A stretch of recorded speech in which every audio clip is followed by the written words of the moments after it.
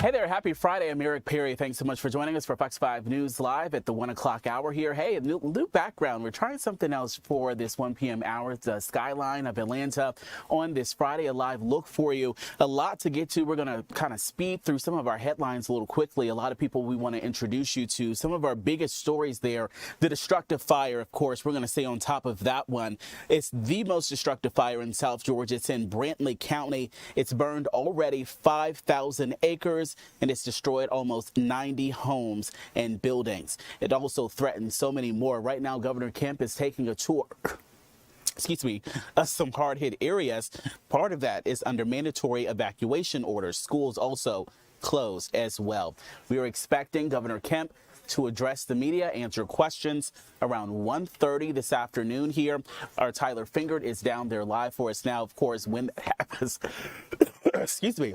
allergy season, sinuses impacting so many, including myself right through here. We'll get through this together. But Governor Kemp is expected to speak around 1:30 in the afternoon here, and we'll take that for you live. Closer to home, safety evacuations prompted their school. This is Salem High School. Our helicopter, Skyfox 5, flew over this a little earlier today in reference to what they're calling a safety threat. Out of an abundance of caution, they evacuated the school as the deputies, you can see the Rockdale County deputies going through. They relocated to another school there, which is safe. They're saying this is an active investigation as well. The school will be sending out messages to parents. We also know that parents, if you want to pick up your kid, even though they are safe, you are to do so from Heritage High School, their bus lane. Kids will eat lunch there. They're in good hands. All students, all staff accounted for and safe. Again, they're doing this out of an abundance of caution. They're saying you do need your ID in order to pick up your little one there. They're at high school, so maybe not so little. All right, another one we want to talk about. A lot of people lost power today, and we're learning more information about just what happened. And it started with the chase, which ended with those suspects, the driver behind the wheel, slamming into a power pole. One person, unfortunately, did not survive. Here's what we know. One car involved in this. This was on Boulevard near Meade Street in Fulton County around 2:50 this morning. An Atlanta police officer was attempting to conduct a traffic stop on an Infiniti Q50. Those cars go very, very fast. That was suspected of being involved in vehicle break-ins. Well, that Infiniti, the driver there continued flying at a large rate of speed, lost control, left the roadway and hit a power pole. A couple of thousand people were without power for a little bit of time there. The driver was ejected. The passenger was removed there. The driver has serious injuries, life-threatening, they say. The passenger, unfortunately, did not survive. They have not released their names as of yet. Will continue to follow this story. And another unfortunate story, this one involving a woman riding one of those electric bicycles. Take a look at this. This was on Glen Iris in northeast Atlanta there. Atlanta police say a woman was found unresponsive. They believe she was on an electric bike. She was riding her bike, they say, at a high rate of speed, and when she reached the stop sign at the intersection, she attempted to slow down, but the bike did not stop. She crossed the intersection, hit the curb, and unfortunately flew off of that bicycle and hit the wall head first. Unfortunate incident there. We know the Fulton County Medical Examiner will help to identify her. So far, no one, her identity has not been released. So a busy day here at Fox 5 Atlanta. I want to bring in Tanya Mendoza, checking some of our top stories. Tanya, good to see you on this Friday. Happy Friday. And Tanya, I don't think we have your audio. Let's see, some technical difficulties there. We'll check again. Okay, I'm right here. There we go. We can hear you now. I was just saying I can help you with the stream if your allergies get too bad. Just yeah, you might have to take over. I have my tea right here, but the sinuses, something is in the air outside of the pollen. It's really just impacting me. Yeah, it's bad. Okay, so I want to start off with real quick about the story that Angelique Proctor is working on. So attorneys Ben Crump and Eric Hertz held a news conference this morning, and they're representing a man by the name of Rashad Muhammad. arrested regarding what they say was severe medical neglect at the Fulton County Jail. This is what they're saying.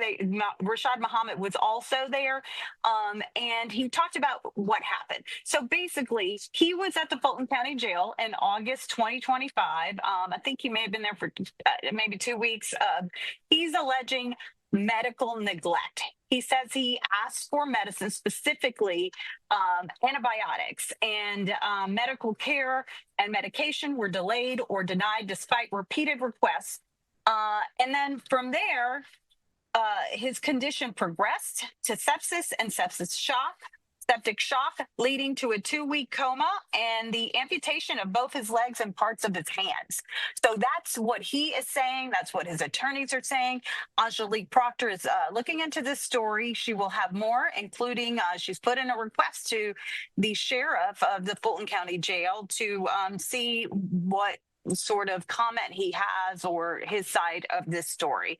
So she's reached out to Pat Labatt, and I believe she's also reached out to a couple of the Fulton County commissioners as well. Eric? Yeah, it's no surprise. We've been covering jail incidents for quite some time. We'll be interested not only to see what the sheriff has to say, but to see what county commissioners have to say, because, the sheriff is gung-ho that they need a new jail, that they just can't go in and do renovations. So it'll be interesting to see. We've been talking about those wildfires, and I know we've been listening to the scanners about different pop-up incidents here closer to home. There's a burn ban that's in effect. Walk us through that one. That's right.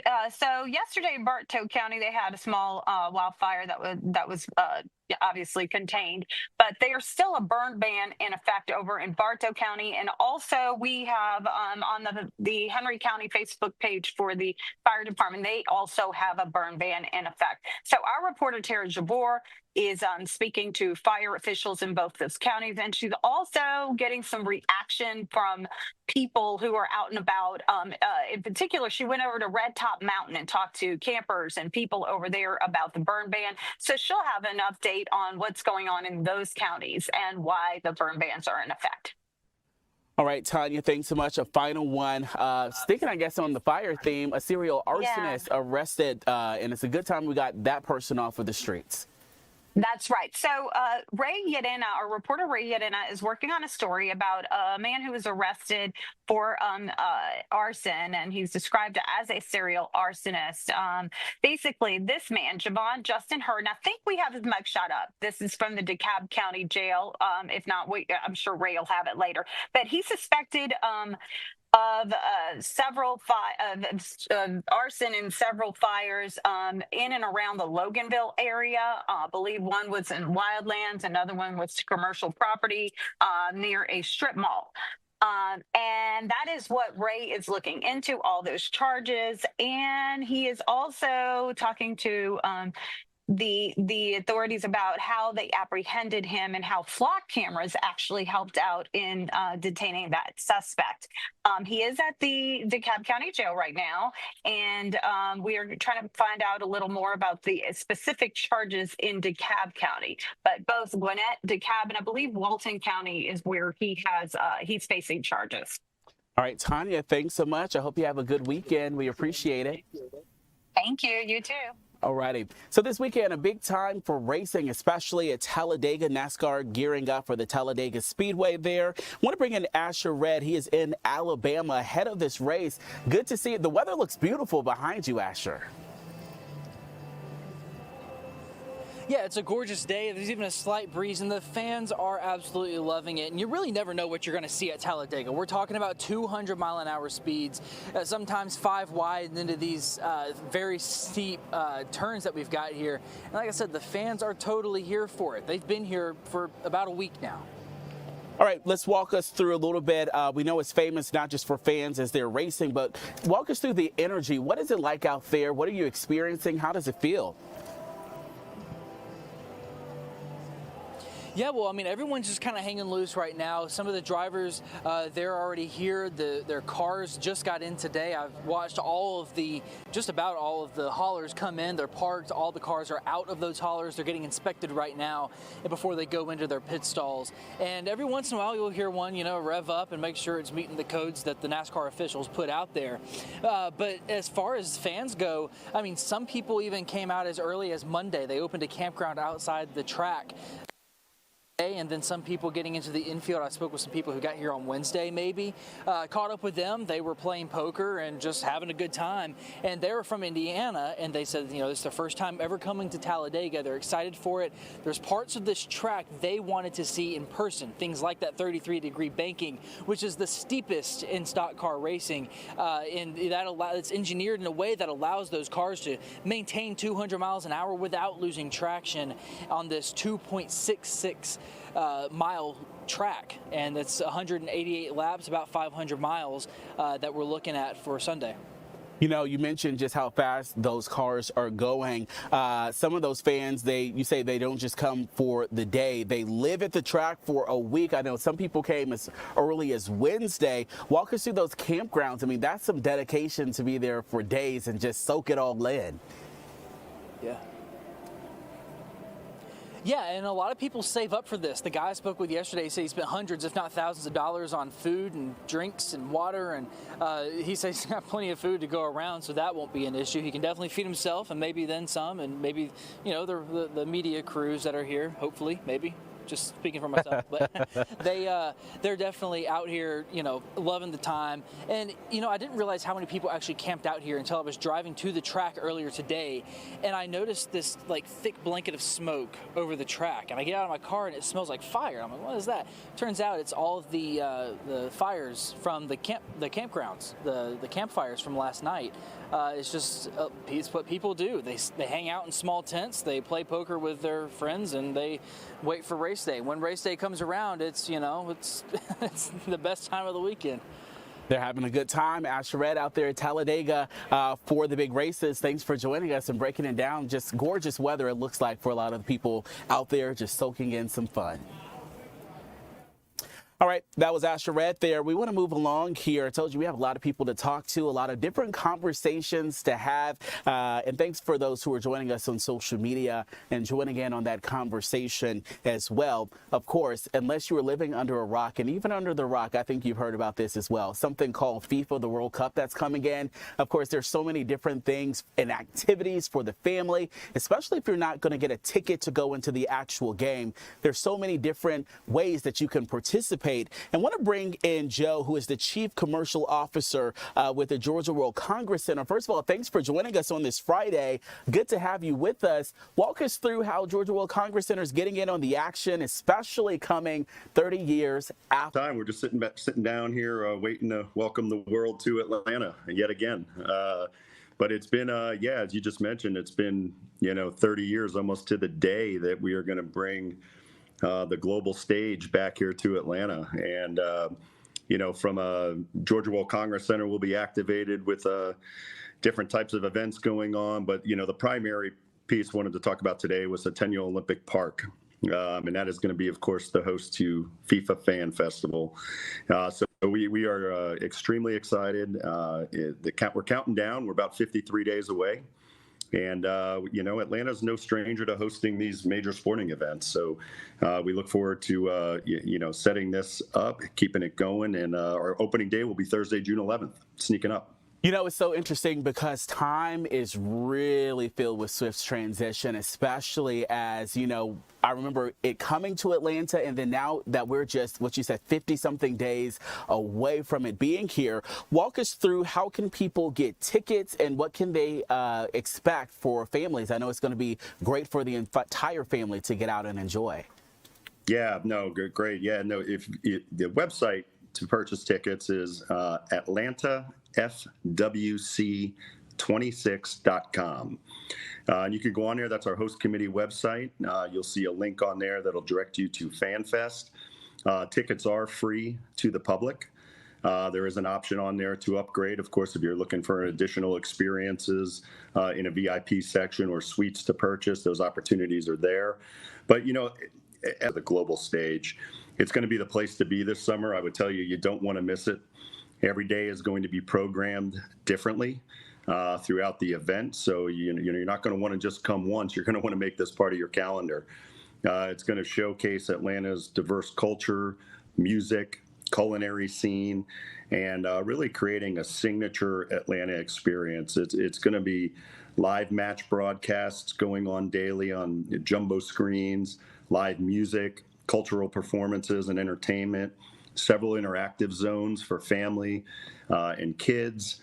We have a great list of commercial partners locally here in the market that are there activating with interactive booths and activities, and the food and beverage is probably going to be one of the best here, really showcasing a lot of our local chefs and flavors that we're used to here, as well as bringing in the culture from around the world from a food and beverage standpoint. So, that website again is atlantafwc26.com, and you can go to the FanFest link there, and that's going to give you the options to go on. The event is free. But you do need to go on and register to have yourself a ticket to enter the gate.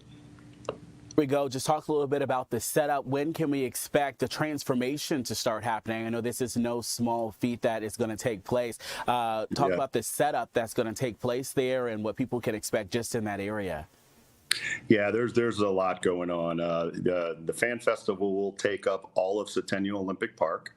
Our team that is helping us produce this event will begin setup. We're looking at the last week of May, where we'll start to see some of our large partners like Home Depot and Coca-Cola begin to move in their exhibits and interactive booths. And then from there, you're going to see activity all around us. Most of the restaurants, everyone down here, the bars, the community, there's the last mile, which the host committee is helping to organize. Really, that's your walk up from Centennial Olympic Park, past Georgia World Congress Center to Mercedes-Benz Stadium. That's going to be activated throughout the entire time. FanFest will be open for 18 days right now, and you can find those days and times on the website. And they're primarily match days, and then we picked other strategic days that great matches are happening around the country, and those will be broadcasted live on the Jumbotron down in the park. But I think I just want to reiterate it. The festival is free.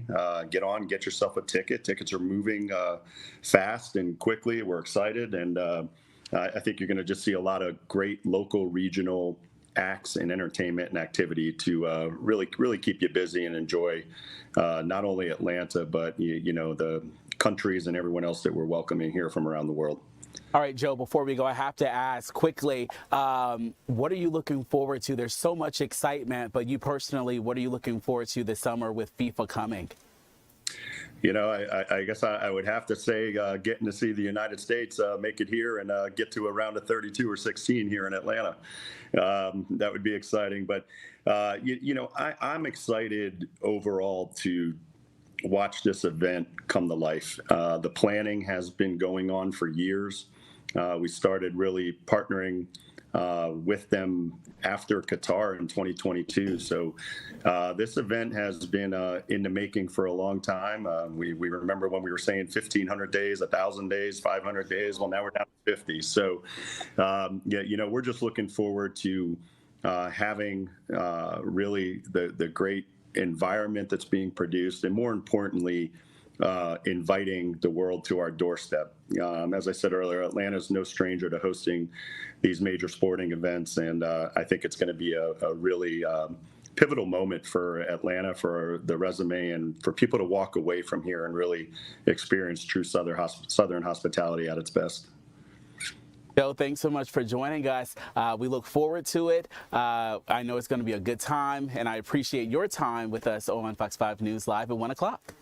Thank you, sir. Appreciate being here. Absolutely. All right, when we come back, how about we talk about pandas, right? Zoo Atlanta, 2 new pandas are coming for our enjoyment, but also for a more important reason, to make sure that they are part of a conservancy and that they are taken care of, and their efforts will last for quite some time. We'll be right back after a break.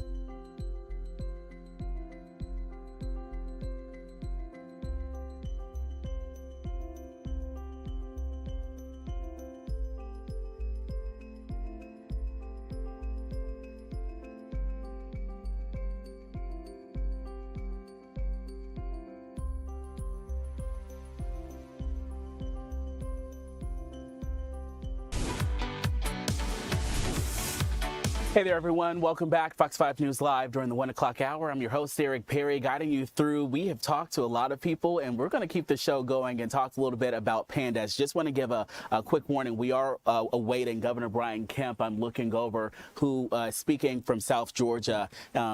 From the site in Brantley County. But before we do that, I want to bring in Dr. Gina Ferry, who is the VP of Collections and Conservation at Zoo Atlanta. First of all, happy Friday. Thank you for joining us here. It's good to have you. And we are talking about 2 new pandas that's coming right here to Atlanta. Yeah, thank you, Eric. Happy Friday to you too. We are really excited today with our news that we're sharing. Go ahead. Tell us about these 2 new pandas, and I'm going to let you say their names because I don't want to butcher them. Yeah, that's okay. So our 2 new pandas that will be joining us sometime soon. We don't have a timeline yet. The male's name is Ping Ping, and the female's name is Fu Shuang, and we are really excited to bring them here to Atlanta so that our community and our guests get to experience the magic that is giant pandas. Zoo Atlanta has a long history of participating and partnering with our Chinese colleagues on the conservation of giant pandas. And almost 2 years ago, not quite that long, our last resident pandas returned home to the Chengdu Giant Panda research base. And we, of course, been without having giant pandas for a bit here in Atlanta. But we really are excited this week to be able to announce that we formalized our agreement and cooperation for future research and conservation with our colleagues. And we're in the process of making sure that we can bring those 2 new pandas here to Zoo Atlanta. All right, walk us through. I know some probably have to get ready for the new pandas coming in. What will look different, or what do you have to do to make sure that their home is nice and ready for them? Any work that's to be done to the habitats or anything? Yeah, so we're not sharing all the details yet, but we have made some really impressive enhancements and upgrades to what our previous panda habitat and home was. And so we're just gonna, leave you with a little teaser that just keep watching our space and our news that will share all the details. But we are excited about what our new pair of pandas will we'll see and get to live and for our guests to experience them. Oh, my journalist questions are wondering here. I'm so excited to see them. But also, more importantly, talk about the long-term vision. I know this is so important with the research and making sure that they are protected. What is the long-term vision here for the program? Yeah, so giant pandas have one of the best conservation stories. They really are a species that show the success of when people around the world and accredited zoological associations and organizations come together and pool resources and really partner and work together. Again, Zoo Atlanta had pandas for 25 years, and during that time, we were committed to all kinds of different research to understand the nutrition, the reproduction, the behavior of giant pandas, and all of that is done in cooperation with scientists around the world. Of course, we're not just doing that here in Zoo Atlanta. All of that work and those resources with our colleagues in China have worked to essentially elevate or bring this giant panda species back from near extinction. So they had been classified as what we call endangered a few years ago. Because of all of that work and success, they're classified as vulnerable now. So there, of course, are still some risks, but our pandas are in doing better in the wild. In China, there are some amazing centers where resources are focused on, again, improving reproduction and learning about nutrition and health of giant pandas. So we're really excited that we get to be a part of this legacy and this global program for conservation. To wrap it up quickly, but before we go, what are you personally most looking forward to with the pandas coming? Oh, yeah. I think people underestimate how important they are both to Zoo Atlanta and the city and community of Atlanta. And so I really am just excited for when we can bring them here and the big community celebrations that we're going to have so that all of our friends in the area and further away can come and meet these new pandas along with our team members here at Zoo Atlanta. All right, Dr. Gina Ferry with Zoo Atlanta, thank you so much for joining us to talk about the pandas and when they could come. I know we'll be doing way more stories on it here at Fox 5 as the time gets closer and tracking their journey here. We appreciate you and your time on this Friday. Thank you so much. Have a great weekend. Thank you. You too as well. All right. Want to be transparent with you. We are monitoring Governor Brian Kemp. We saw a helicopter just land in Brantley County right now. He walked off to the side. So I'm not sure exactly the timing of this. We were told around 1:30 is when he was expected to speak. Just giving you a recap. And again, thanks for joining us for Fox 5 News Live for this 1 p.m. hour here. He is down in South Georgia in Brantley County. That's where we've seen the most destruction from the wildfires so far, 5,000 acres, and we will probably get an updated number with all of this. So far, 90 homes and buildings destroyed. We're showing you some of the damage here. Our Tyler Fingard is down there in Brantley County awaiting the governor. He's going to have tons of questions. If you know Tyler, he always keeps a question in his front pocket and ready. Part of that area where he is under mandatory evacuation orders. We also know schools in the area in the county are closed. And again, we are monitoring that as well. While we wait,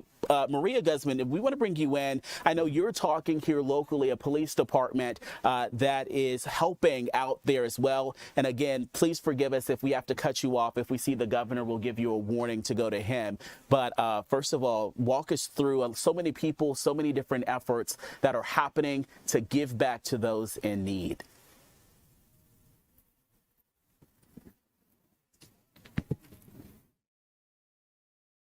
I don't think we have your audio.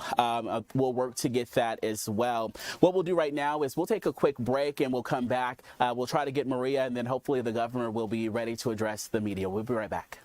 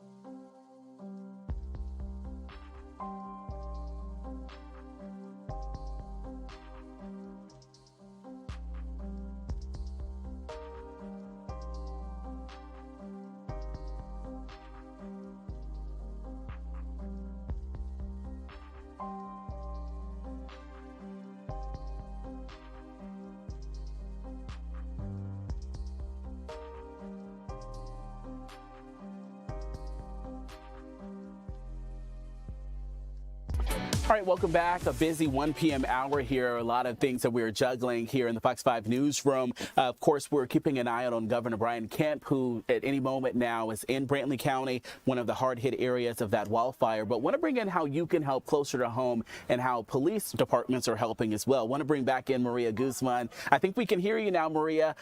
Very important story I know that you have out there. Good to see you. Walk us through how the community, really in times like that, that's when we see the humanity and people coming together. Yes, hi Eric. The police department here in Cumming is stepping up to help our fellow first responders in the south of Georgia. They just began this drive. It just started less than 30 minutes ago, and it's going to continue all the way until Wednesday, and then the very next day on Thursday, the the police chief himself is going to hand deliver these items. And again, they are for our first responders who are battling and working hard to control those wildfires. Now, here are some of the items that they are requesting from the public. You should have a list right now on your screen. They're items like bottled water, electrolyte drinks, chapstick, wet wipes, beef jerky. Now, I did speak with Lieutenant Escalene here with the department, who shares why they decided to do this initiative and step up.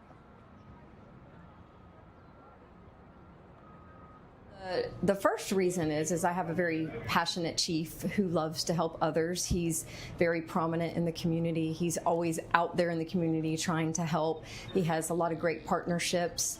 And when there's a disaster or a tragedy, of course, he's the first one to step up, and the rest of us follow suit. We're happy to do it. Anytime anybody needs any kind of help or assistance, we tend to rally around with other police agencies, the fire department, trying to work well with those other agencies. But the main goal is that we serve our own community, but we also feel strongly about serving other communities as well, especially those who face tragedy or those in need. Yeah, when you hear about, a natural disaster like a wildfire happening still in, the same state with other agencies, just what goes through your mind as a fellow officer and first responder? Well, I understand what tragedy is. We all do. And so when tragedy strikes, we know what type of assistance to give so that the people on the front line who are giving the assistance can focus on their job. And the main things that people need are food and water, non-perishable food. Sometimes you need clothes, you need items for children, baby items, just anything that people have lost. And the second thing that comes to mind is those type of tragedies can happen anytime, anywhere, and it could be us. And if we face that type of tragedy, we would want somebody to help us as well. Yeah, and what's your message for your fellow first responders, police officers, sheriffs, firefighters who are in the front line right now trying to fight those wildfires? Well, our message is that we would like them to know that the City of Cumming Police Department has their back. So if any type of resources that they need, and it doesn't have to just be physical resources, but we're also willing to travel and assist if they need breaks, if they're tired, if they need rest. I'm sure that we could work something out and send officers to also aid. Yes, and I'm actually standing outside of the building where they're asking for these donations to be dropped off. And I do have that address for folks watching at home who want to help. That's 481 Merchant Way, Cumming, Georgia. Again, 481 Merchant Way, Cumming, Georgia. Eric, I'll send things back to you. All right, Maria, thanks so much. Again, like I said before, during times like this, we really see the humanity, people coming together, a sense of community. Of course, our thoughts and prayers go out to all of those people who have lost everything down there because of the wildfires. All right, let's get you a check of the forecast. And again, I'm keeping my good eye out for Governor Brian Kemp as he prepares to make statements along with other top Georgia leaders. But here's Jonathan Stacy walking us through the forecast for the weekend. Another afternoon in the 80s all across North Georgia will give us plenty of sunshine and above average warmth for this time of the year. As we go to bed tonight, we'll drop the numbers down into the 60s, some communities falling into the 50s, but with clouds moving in, it will be a very mild start to your Saturday. It may start off quiet, but rain and a few thunderstorms are moving in for the second half of the day. So some much needed rain finally coming to North Georgia, but coming as we kick off the weekend. Afternoon highs for tomorrow, taking a step back over today as a result of the clouds and the rain, but still above average for this time of the year by 3 to 6 degrees in many cases. Slightly warmer out to the east, and that's where you will have lesser and lower rain chances. In terms of those overnight lows taking you into Sunday morning, you can see here will be a fairly mild night with temperatures landing on either side of the 60-degree mark to kick off the second half of the weekend, which promises to be a bit drier, if you will. So here's your Sunday forecast. There will be some clouds around, but a little bit of sunshine here and there, and and I think temperatures are going to make a run into the low 80s, not tomorrow, but likely for Sunday. You can see here your Sunday highs, and we stand a pretty good chance to get in a little bit of sunshine and keep some relative warmth around, especially as we close out the final weekend of April. Let's go ahead and run the models here. You can see that the door is open for some rain to move in. It is a quick hit that comes throughout the day tomorrow. On and off showers, nothing really organized to any measure. Sunday is trending a bit drier, but I still won't rule out the opportunity for a shower or two to break through. This particular model suggests that there could be some energy that comes through during the second half of the day, but overall, it looks like the rain chances are firmly set on Saturday, with there being a small window of opportunity to bring in some moisture as we once again get the weekend started, and that is Saturday. A 60% shot at showers and thunderstorms. Once again, it's kind of a mix, nothing that is totally washing out the day, but the skies are going to look suspicious pretty much all day long. We'll keep a small opportunity open for some showers on Sunday. We'll shut it off for Monday to bring back some rather big rain chances for Tuesday and Wednesday. Nonetheless, high temperatures are staying at or above average for the next 7 days to come. All right, that was Jonathan Stacy, and I want to see if I can get you out to, this is an image that just came in. Here's what we've been seeing. So this was something that is used to dump water in. So while we were getting a forecast or check of the weather, and again, this is a live look of our photographers that are here on the scene. We can stay on that scene because this is different than a newscast, so we can kind of play with this a little bit. What you were looking at now, you see the governor's came in. He came in on this as he arrived on a helicopter. Earlier, we saw another helicopter moments ago just land there. We saw a water bucket underneath, and we're waiting for the governor and top officials. We know emergency management, someone with the National Guard will all give an update. We're going to take a quick break now, and we'll be right back.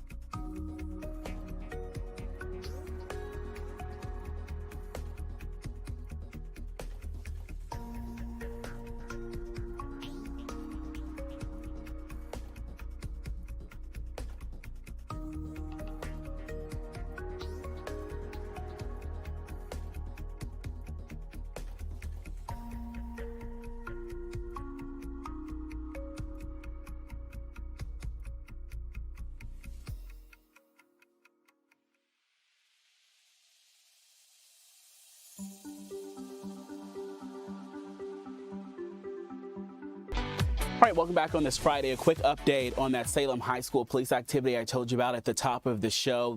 I'm looking at iNews now. They say there's no evidence indicating that the safety of students and school personnel was at risk. They also say investigators are actively working to identify the source of that reported threat. This is all coming from the Rockdale County Public Schools as they work to continue that investigation. Wanted to give you just a quick update. A lot of the parents out there watching as well. As we await that news conference happening down in southeast Georgia, I want to bring in Joyce with what's trending on the digital desk. Joyce, I know we might be interrupted at any point there. We'll keep you updated, but walk us through just some of the things that's trending online. Hi there, Eric. So yeah, I have a couple of interesting things for you today. The first one is a press release that we received out of Cherokee County, and it's about an incident between a group of bicyclists and a 72-year-old man that lives there. So apparently there was a group of like 10 cyclists who were riding together on Sugar Pike Road when this person in the car drove up like behind them and started honking the horn. And the cyclist said that the person then sped around them, and when he did that, he hit like two of the riders. Now, fortunately, they both only had like minor injuries. And one of the cyclists had out their phone, and they were able to like take a little video, and they got the tag number of the driver. So they gave that information to the Cherokee County Sheriff's Office, and they tracked it down to the driver. So they went to talk to the driver, and he admitted that he hit the cyclist, but he blamed the cyclist for everything. However, they did end up arresting him. His name is Jerry Ross, and he is currently facing charges for like aggravated assault, hit and run, and aggressive driving. Yeah, you really have to be able to share the road when it comes to incidents like this. This weekend, there's a lot that people can get out and to go do. Joyce, walk us through. You always make such a great list of everything for any type of taste to get out there and enjoy the weekend with family and friends. Well, there's definitely a lot to do this weekend, but I was going to mention one other thing first. It's actually Usher and Chris Brown. They have added a fourth show at the Mercedes-Benz Stadium, and the tickets are going on sale Monday, which is why I'm mentioning it now. It started out initially, there was just going to be like two shows, like on November 7th and the 8th. And then they added a third show on the 10th, and now they've added the fourth show on the 11th. And like every time they announce a new show, we've been like posting it online, and people have like definitely been clicking on it, and they're very excited about this. As far as like what's happening around town this weekend, there is so much. There's like way more than I can possibly talk about. There's quite a few festivals. It's that time of year where there's lots and lots of festivals. Here in town, we have like the Inman Park Festival, which is super popular. It kind of starts out with a little funky parade on Saturday morning, and then they have like dozens of like arts and crafts vendors and live entertainment. But you can also tour like several of the homes in that neighborhood. And I don't know if you're familiar with that neighborhood, Eric, but it's like really cool. I mean, there's like some historic homes over there, and they're like super neat. I've been like a couple of years, and that's like my favorite part, is like going into these houses and just seeing the, the older homes and how they're decorated and everything. We also, I was talking to Elise earlier, and she mentioned Lemonade Days, and that's taking place out in Dunwoody. Over in Smyrna, they're having a Jonquil Festival. Out in Athens, Jason Aldean and Luke Bryan, they're performing at UGA Sanford Stadium. And I know a lot of people are like super excited about that. Joyce, I'm so sorry to have to cut you off. The governor is starting to walk up. We put Usher at the end because I'm 200,000 behind trying to get tickets for that. We'll talk a little bit about that later. If we can, let's show that double box here. You can see officials. This is in Brantley County again. We've been telling you that Governor Kemp earlier today took a tour of some of the hard-hit areas. This is in South Georgia here. Again, to kind of recap for you, 5,000 acres if you're just now joining us online. Thanks so much for joining us. Good to have you with us. 90 homes, houses, buildings have been destroyed so far. 5,000 acres, and there is an evacuation that is mandatory in that area. Schools as well in the county, they are closed. And again, we are getting ready as the governor. We saw him come in on a helicopter at some point, and then now we see different things that is going on there. Our crews that are fanned out there, again, if we can go back to that double box there, this is what we were talking a little bit earlier here. That is that mechanism that they've been using at the bottom of a helicopter. So what we've seen is a helicopter helicopter go over, dumping that water bucket, dumping water out. Our photographers there on the ground giving you a good look. So that is a helicopter that it is attached to, and it goes out and dumps that water on top of it as well. So this is all happening now in Brantley County. Our Tyler Fingert has been there for a couple of days, getting a firsthand look of it. He'll come on, I believe, either during the 2 o'clock or the 3 o'clock hour. But again, we're watching together, really giving a demonstration as the in and the out of the helicopters that have been coming in and going out, dumping water as well. So we know Governor Brian Kemp, and this is him right there. We'll listen together as soon as he begins to speak. But we know Governor Brian Kemp. We also know the National Guard, Emergency Management, all there as well. Let's listen in together as the governor is starting to speak, and then we'll reconvene afterwards. Whatever time it is. Just real quick, I want to let everybody know who we got with us, standing behind us, and just appreciate all these folks' assets and things that they're doing. Appreciate the Lieutenant Governor Burt Jones being here. These are in no particular order, by the way. Our Agriculture Commissioner Tyler Harper, Insurance Commissioner John King, Secretary of State Brad Raffensperger, Labor Commissioner Barbara Holmes, many members of the General Assembly, and Congressman Austin Scott. I just want to start by, first of all, thanking Congressman Scott, President Trump, the folks in the White House, really all our federal partners. We've had a great response for them, as well as the locals. So we're very grateful for all the local first responders, sheriffs, police chiefs, law enforcement, fire chiefs, volunteer firefighters, anybody you could imagine is doing everything that they can to help with these fires, and we are very grateful for their partnership. And from our visit out there just now, you cannot believe how hard these people are working. Very tough conditions, but they're doing a great job, and we're grateful for that. So every fire in the United States is measured, so the feds working with the states can figure out where to put resources. The two fires that we're fighting, among many others in Georgia, but the Pineland Fire and the Highway 82 fire, ranked number 1 and 2 in the country. So we got the two most dangerous, biggest, problematic fires anywhere in the United States within, really just a very small area that we're having to fight. So as you can imagine, it's a lot for us to have to deal with. We looked at all the records going back historically with the state. We believe that these two fires have created the most lost homes ever in the history of our state. So being the number 1 and 2 ranked fires in the country, also the most homes lost ever in a Georgia fire, really shows you just how bad these two fires are. Just to update on the Highway 82 fire, which is in Brantley County, started Monday, April the 20th. A little over 7,500 acres burned. That fire is 15% contained. We believe it was started by a balloon landing on a power line causing an arc that created the fire. As of right now, there's been 87 homes or structures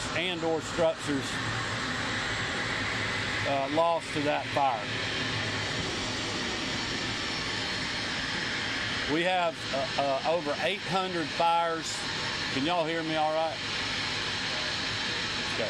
We got over 800 homes that are in harm's way right now, and that's what the folks on the ground, one of the things that they're doing, are trying to protect. The Pineland Road fire, over 31,000 acres. It's 10% contained. There's been 35 homes lost.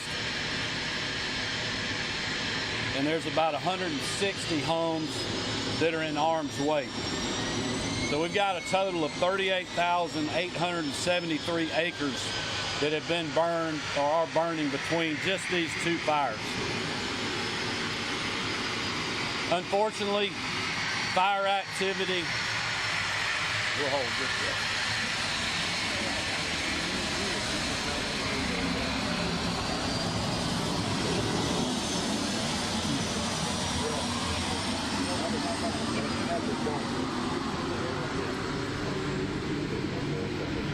Unfortunately, we believe that fire activity is going to remain extremely high throughout the weekend. And really, we need a change in the weather. I was telling Marty earlier, we've got to get her not only her pray shirt, but a pray for rain shirt, because that's what we need. We need a change in the weather.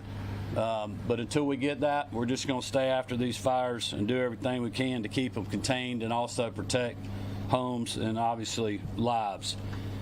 We also have Florida, Alabama, and South Carolina that are facing similar issues, so we've been swapping resources back and forth, and obviously resources are getting shared with our neighbors.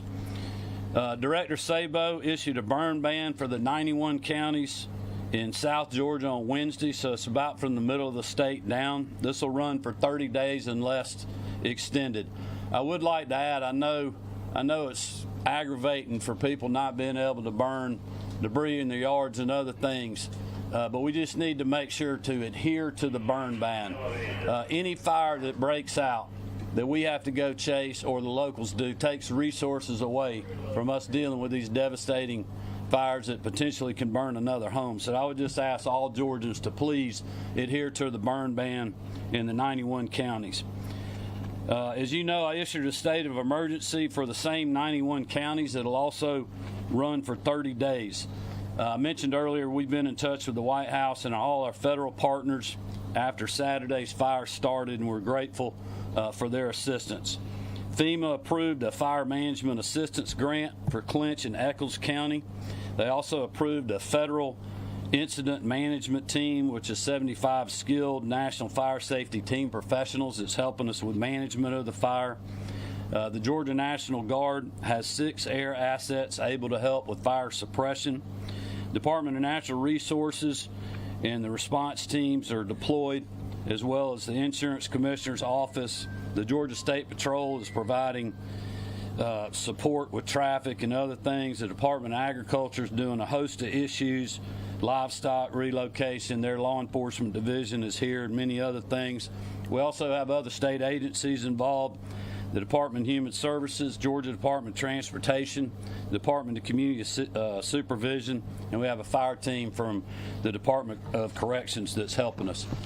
So I'm going to call on Director Sabo to come up and give you an update from the Forestry Commission standpoint and all that his team is doing on the ground. Then we'll hear from Director Lamb and General Wilson, and then all the folks behind me are here to answer any questions you may have when we get done.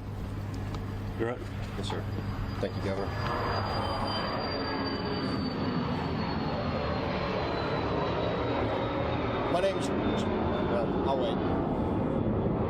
My name's Johnny Sabo. I'm the director for the Georgia Forestry Commission.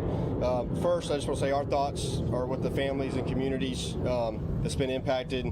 It's not just a number. We understand that this is your livelihood, extremely disruptive for your life, and for that we are truly sorry, and we are doing everything we can to quickly contain these fires. I also want to recognize the firefighters, first responders, and partners who have worked around the clock.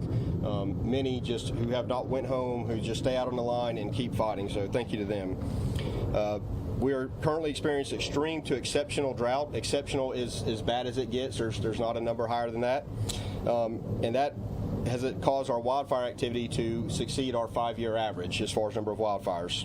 To put that in perspective, in the last 30 days, we've had over 800 wildfires for 43,507 acres.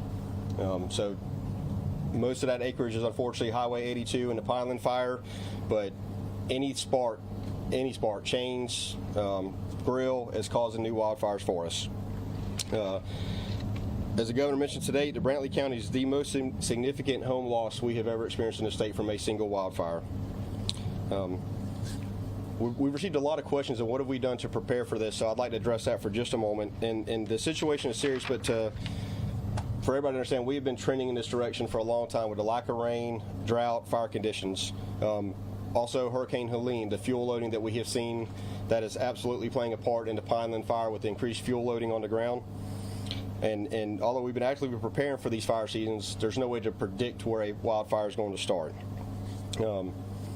Annually, our pre-suppression efforts, we put in enough lines, the Georgia Forest Commission does, to circumnavigate the globe. So on top of that, we have put in over 4,000 lines in the Helene area before these fires started to give ourselves a place to make a stand before a fire starts. We also have a very robust prescribed fire program. That is how we play offense in Georgia to prepare before a wildfire starts and have healthy forests. 1.4 million acres of healthy prescribed fire this year. And any of those areas that are burned, that gives us defensible space in these catastrophic times.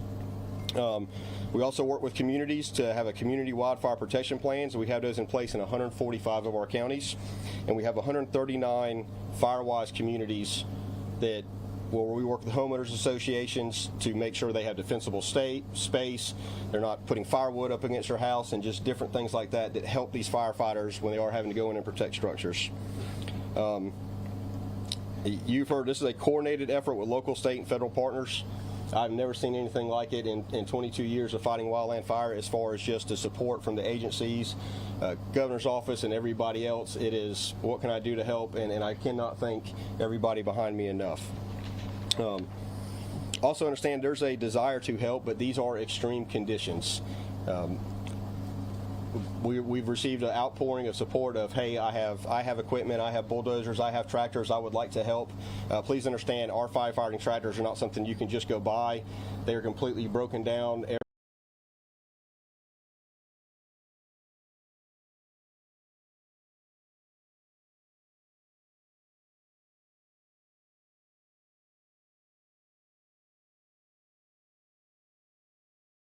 Hose, every, and then our firefighters are trained to the highest standards nationally. So this is something to where we can't just grab somebody and put them on a line with this erratic fire behavior that we are having. So we do appreciate the support and the outpouring for that. And I will leave it as apologize a little bit about that. Yes, sir. The equipment that we got a year and a half ago. Yes, sir. Thank you. I do want to thank our elected officials. They have been extremely supportive. I mentioned the 4,000 miles of line. That was done with extra funds we received from General Assembly to prepare. Also, increased funds for wildfire fighting equipment.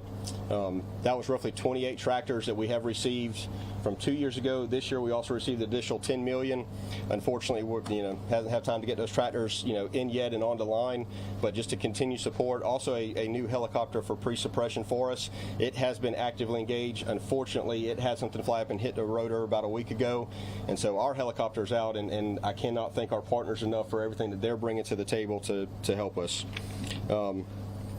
I will end it with just thank you for the continued support from the community. It has been tremendous. We have a resource in that has a lot of experience in the western states, and he's tied in with our GFC team on the Pineland Fire, and he made a statement to us the other day that he has never seen anything in the country like the support that we're receiving from our local communities right now. So I just want to thank you and emphasize that, and happy to introduce Director Lamb. Good afternoon, everybody. My name is Josh Lamb, and I'm the Director of GEMA Homeland Security. GEMA Homeland Security is actively monitoring the South Georgia wildfires, working with state and local partners, and providing logistical support to ensure that resources are available where needed. As Governor mentioned earlier, he's issued a state of emergency that's going to be in effect for 30 days, and what that has allowed us to do is stand up the State Operations Center at a Level 2 activation. We've currently received and coordinated responses to over 68 resource requests from our local partners. That's to include law enforcement personnel, public assistance coordinators, volunteer liaisons, 911 operators, water tenders, water pumps, fire engines, electronic traffic signs, and light towers, just to name a few. We have numerous state agencies on the ground assisting. You heard a few of those from the governor earlier. I'll go through and just give you a quick snapshot of what they're doing, but this is by no means all-inclusive. The Department of Natural Resources is providing 3 helicopters with fire suppression capabilities, a D6 dozer for debris removal, 2 Type 2 water engines, along with personnel and game wardens to assist with evacuations. Georgia Department of Public Safety is providing 3 helicopters to support wildfire response efforts, and is also helping with traffic control and road closures, and they've also provided one of their command buses, which is helping with communications. The Georgia Department of Agriculture is assisting with livestock relocation in affected areas, and their law enforcement and EM division has been stood up. They're deployed and assisting. Department of Human Services is working closely with the American Red Cross to assist with sheltering. Georgia National Guard, General Wilson will speak to their efforts in a minute, but they've been a great help. Georgia Department of Transportation has been out providing road barricades and signage and helping us deal with road closures. Department of Community Services has provided security, traffic control, and assisting otherwise as needed. Department of Corrections has provided inmate firefighting teams, which I've seen out on the roads today. And of course, the Office of Commissioner of Insurance and Safety Fire is here to help with any insurance claims while also trying to fight against any insurance fraud. So I think anybody that lives in the area that has seen the fire or the smoke plume understands what I'm about to say, but for others that may be a little bit more far removed, you've heard the governor and Commissioner Sabo talk about fire safety and how important it is for the burn ban, but I just want to go through a couple of things and for people to understand that we have a lot of resources here now, and if you'll do your part, hopefully we can keep them here, but if you're not, they're going to be drawn away because they're going to have to go deal with other fires. But remember to always stay alert and follow instructions from your local authorities and emergency management. Keep your phones on, keep your alerts on. It can happen quickly. Make sure you got your phone where you can receive your alerts. Avoid roads around the fire where equipment, trucks, and personnel continue to position and reposition to safely and aggressively fight the fire. If you can stay out of the first responders' ways out there, they're going to better be able to fight this fire and hopefully get folks home even quicker. But do your part where they can do theirs. This is a very important one. Do not fly your drones near wildlife fires as they can ground firefighting aircraft. One of the best tools we have in fighting this fire is aircrafts. If people put their drones up in the air, that comes to a halt. So let's don't keep these aircraft on the ground. Let's keep them in the air where they need to be. Keep a shovel and fire extinguisher ready to use. I talked about your cell phone. We're currently under a burn ban. People at home wonder, does that apply to you? Yes, it applies to you. Don't burn things, nothing. Don't burn it in anything at all because, like I said, that's going to pull resources away from where we need them, and it's something that could be prevented very easily. Don't use fireworks or anything else that create a spark. Make sure you dispose of your cigarettes safely and never toss them outside. Don't drive your vehicle on the dry grass or brush. Make sure your vehicle is properly maintained with nothing dragging on the ground. It's all very important, and I can't tell you how important it is. We've got to keep those resources in place. GEMA Homeland Security will continue to monitor wildfires and collaborate with local and state officials to assess conditions and determine the best steps forward. Please continue to monitor your Georgia Forestry Commission's updates as well as your local officials' instructions. And for more preparedness information, please visit our webpage at gema.georgia.gov or the Georgia Forestry Commission's website at georgiatrees.org. You can also find additional information and updates regarding South Georgia wildfires via our social media. And one last thing, I'll tell you, two things that really stand out to me. One is these first responders that are out fighting this fire. I've been out with them the last 2 days, and the looks of commitment and dedication on their face, I can't think of anybody I would want out there than the team that's on the ground right now because they're fighting with everything they've got to try to get this fire under control. The second is the private community and the donations that have been coming in. It is almost overwhelming, the donations that have been coming in, and it's a good reminder of all the good that's out there in the world. But what I would encourage everybody to do with your donations, because there has been such an outpouring of help, is coordinate it through your local EMA office, and that way they can make sure that it's being coordinated and we get those donations put through as efficiently as we can. And with that, I will introduce General Wilson where he can talk about the Georgia National Guard. Thank y'all. Thank you, sir.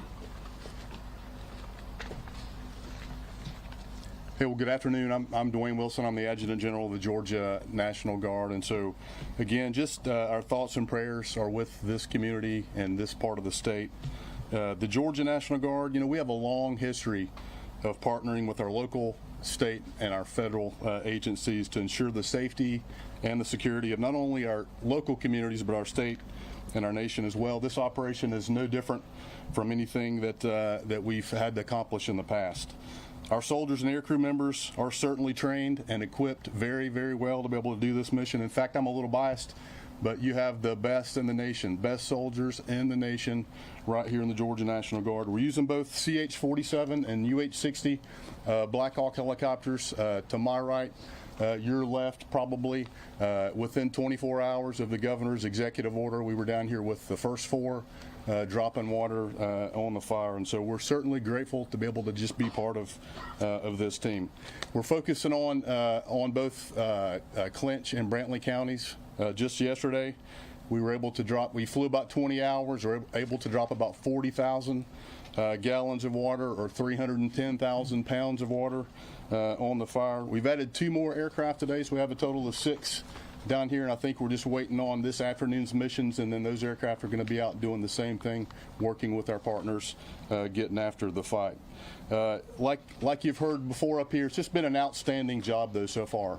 Just a lot of collaboration with a lot of great teammates at the local, state, and the federal level, and so our soldiers, they're part of the community. I mean, we live here in the communities, and so we're not going anywhere. We're going to be here until we get this thing under control. So just thanks to all of the hard work so far. We're grateful to be part of the team, and I'll be happy to answer any questions at the end of this thing. Sir. Thank you. Well, thank you, General. Just 4 questions. I'll just end with one quick story of something we saw.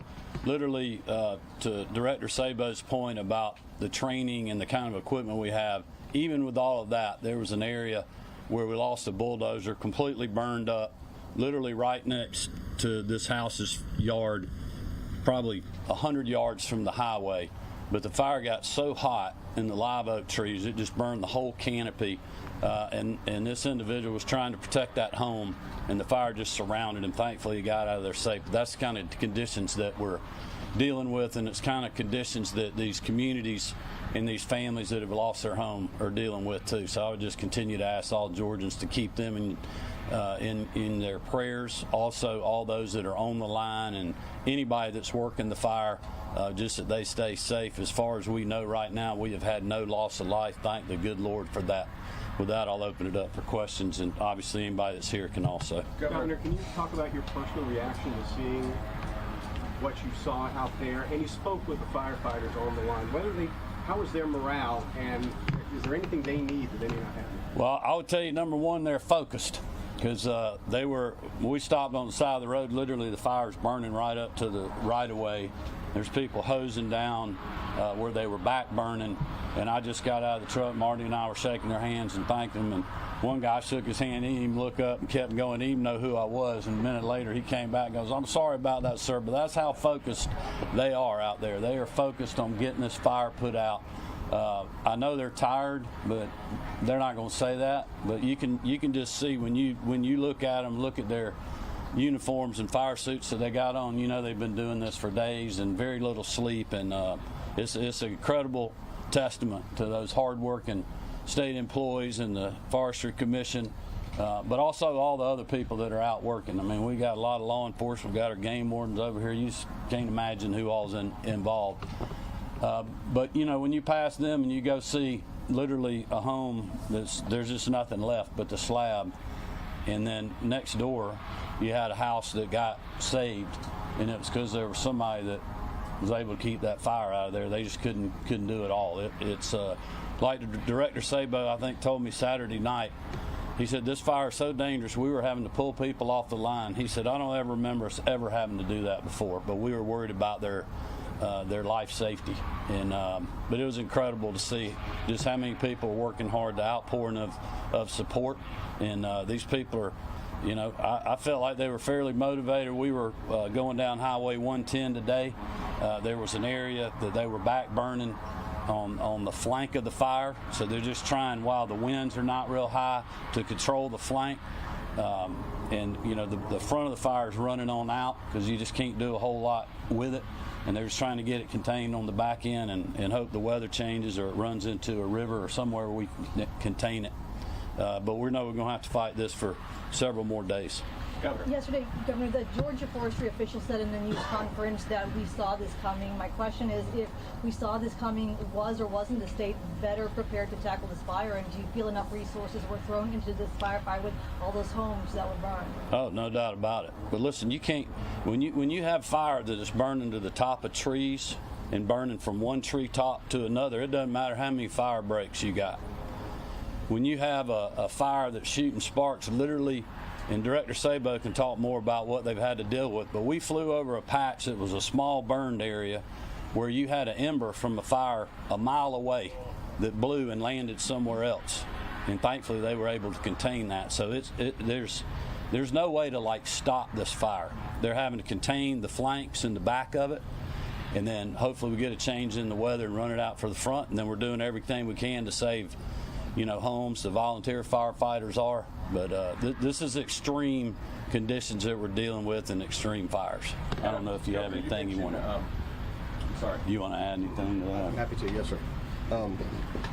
So, like I said, we were trending in this direction, and we can't ever say we saw this coming, or you know, we're gonna have a wildfire in one specific place. But even pre-positioning resources around the nation, so the large air tankers that you've seen dropping, we normally don't have these in the southeast. So, working with our federal partners to make sure we have some in Chattanooga and in Lake City are 2 tanker bases that we use. So those were there, here, ready to go. You know, anything we can do to be pre-positioned. We have crews scattered all out. Our average response time statewide is 26 minutes from the time we get a notification to we're on the fire. That's nights, weekends, and holidays. And so we take this very serious, but at the end of the day, we have an extreme drought and we have extreme fire weather conditions on a normal day without drought that we would be having severe wildfires. So you combine those two, and there's only so much you can do in the front of it. So thank you. Governor, could you talk about the FEMA declaration? Will this become a full disaster? How does that relate to the victims and any assistance they might get from the federal? Yeah, I'll let Director Lamb speak. So, a couple of things. One, we're still in the middle of this event, so it's a little too early to decide whether it's going to make a major deck or not. We're going to get through the other side of it, be able to do some damage assessment, take all that into consideration, and see where that sum comes out. We were approved for an FMAG, which means we are going to get some reimbursement for firefighting measures. That's something that's unique to the firefighting world, but that's going to just help with those firefighting measures. The major declaration is going to be something that we'll have to work through and get there eventually, but we're not there yet. I would just add to that, that's also one of the things that Commissioner King's doing. He'll have a whole team down here helping folks with their insurance and making sure they're getting what they're needing out of that. You mentioned the cause of the Brantley fire, and I couldn't hear earlier. Is there a cause? And can you tell us how you know? Well, we believe that one of the fires started when somebody was welding their gate. The spark fell on the ground, started a fire. They couldn't get it put out, and it just spread from there.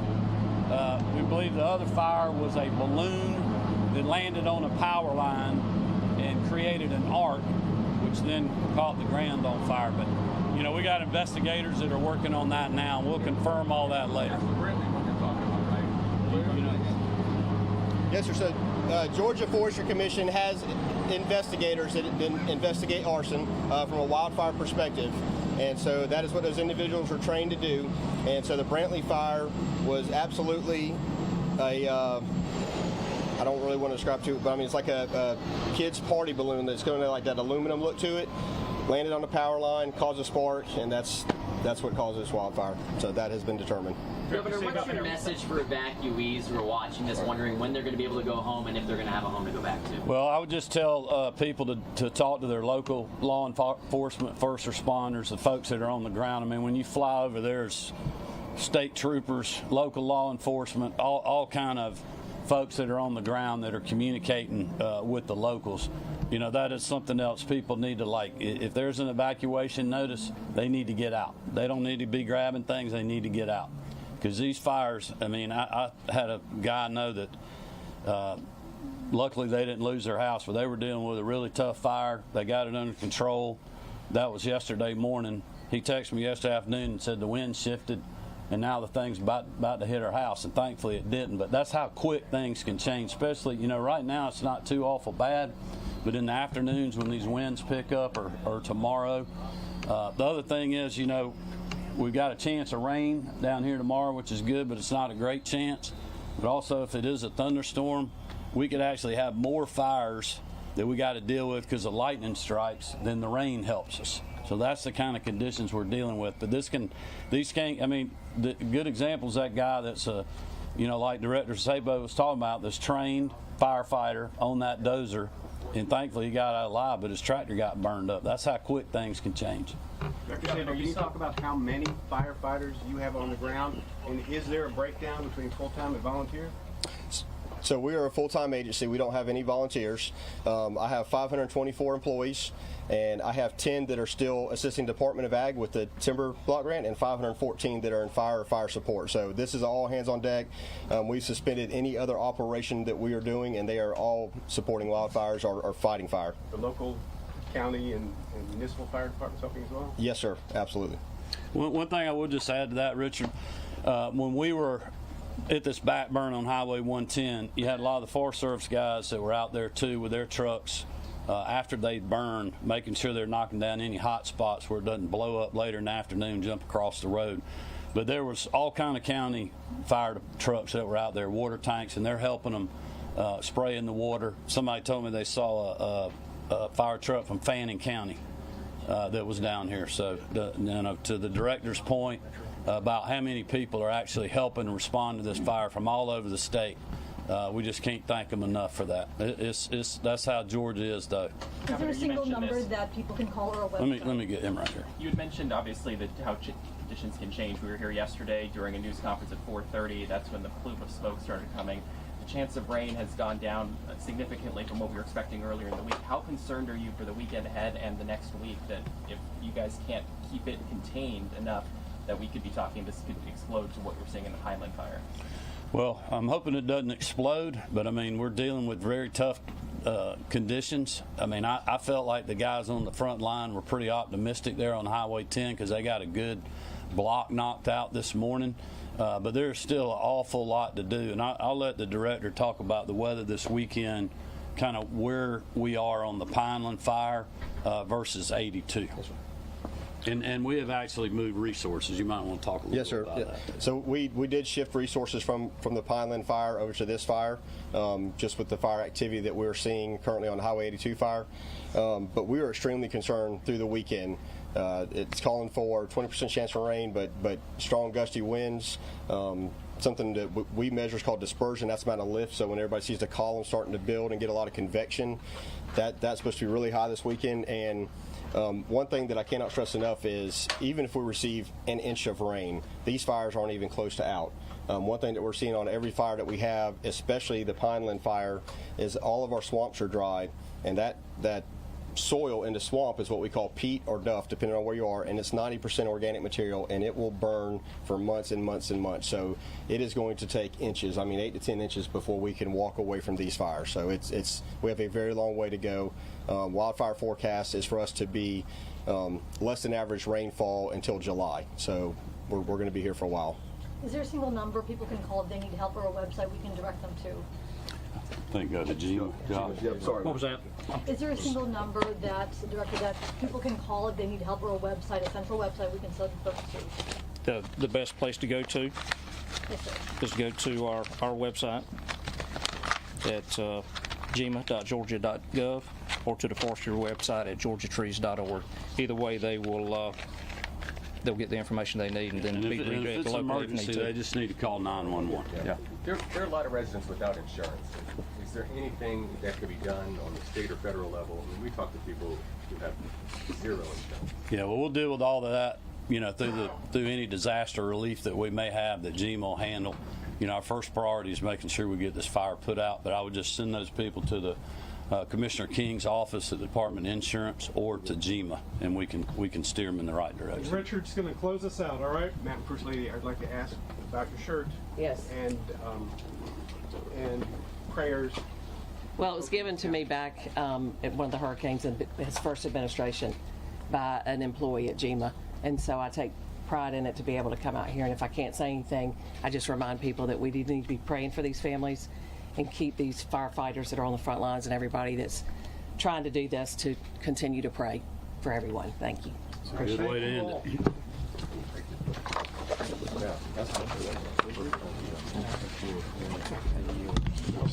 All right, we've been listening together over the past 30 minutes as Governor Kemp and other top officials there have been recapping their experience. Governor Kemp went to Southeast Georgia today, Brantley County, one of the hardest hit areas that we've seen. Remember, we're talking two fires here. So we are talking Highway 82 and the Pineland Road. He says this is the two most dangerous fires that we are seeing right now across the country, and also the most destructive fire that we've ever seen in the state of Georgia. Giving a quick recap there, over 1,000 homes threatened, 120 either homes or structures that have been destroyed so far. We heard from GEMA directors, we heard from the Georgia Forestry Commissioner, and we've seen such a collaborative effort is what everyone is talking about that we have seen so far. And key point that we want to point out here, Governor Kemp says that a balloon was the spark of this fire. It likely hit a power line, which started that fire. And of course, we are not out of danger yet. He says it's going to be a very active weekend. And so far, about 15% contained. And again, we've seen just the destruction there. And just want to end on a positive note here. So far, no lives have been lost and no injuries have been reported. That is the good news here to point out. And also, we saw Marty Kemp, the First Lady, with a praise shirt there, reminding people to come together during this time. We heard Tyler Fingert, who is there. He'll be with us in our next hour during their 2 p.m. hour there, as well as long as Ariel Onstott guiding you through the rest of our streaming services. I'm Eric Perry. It's been a busy Friday so far, but we appreciate you being with us. We'll take a quick break, and we'll be right back.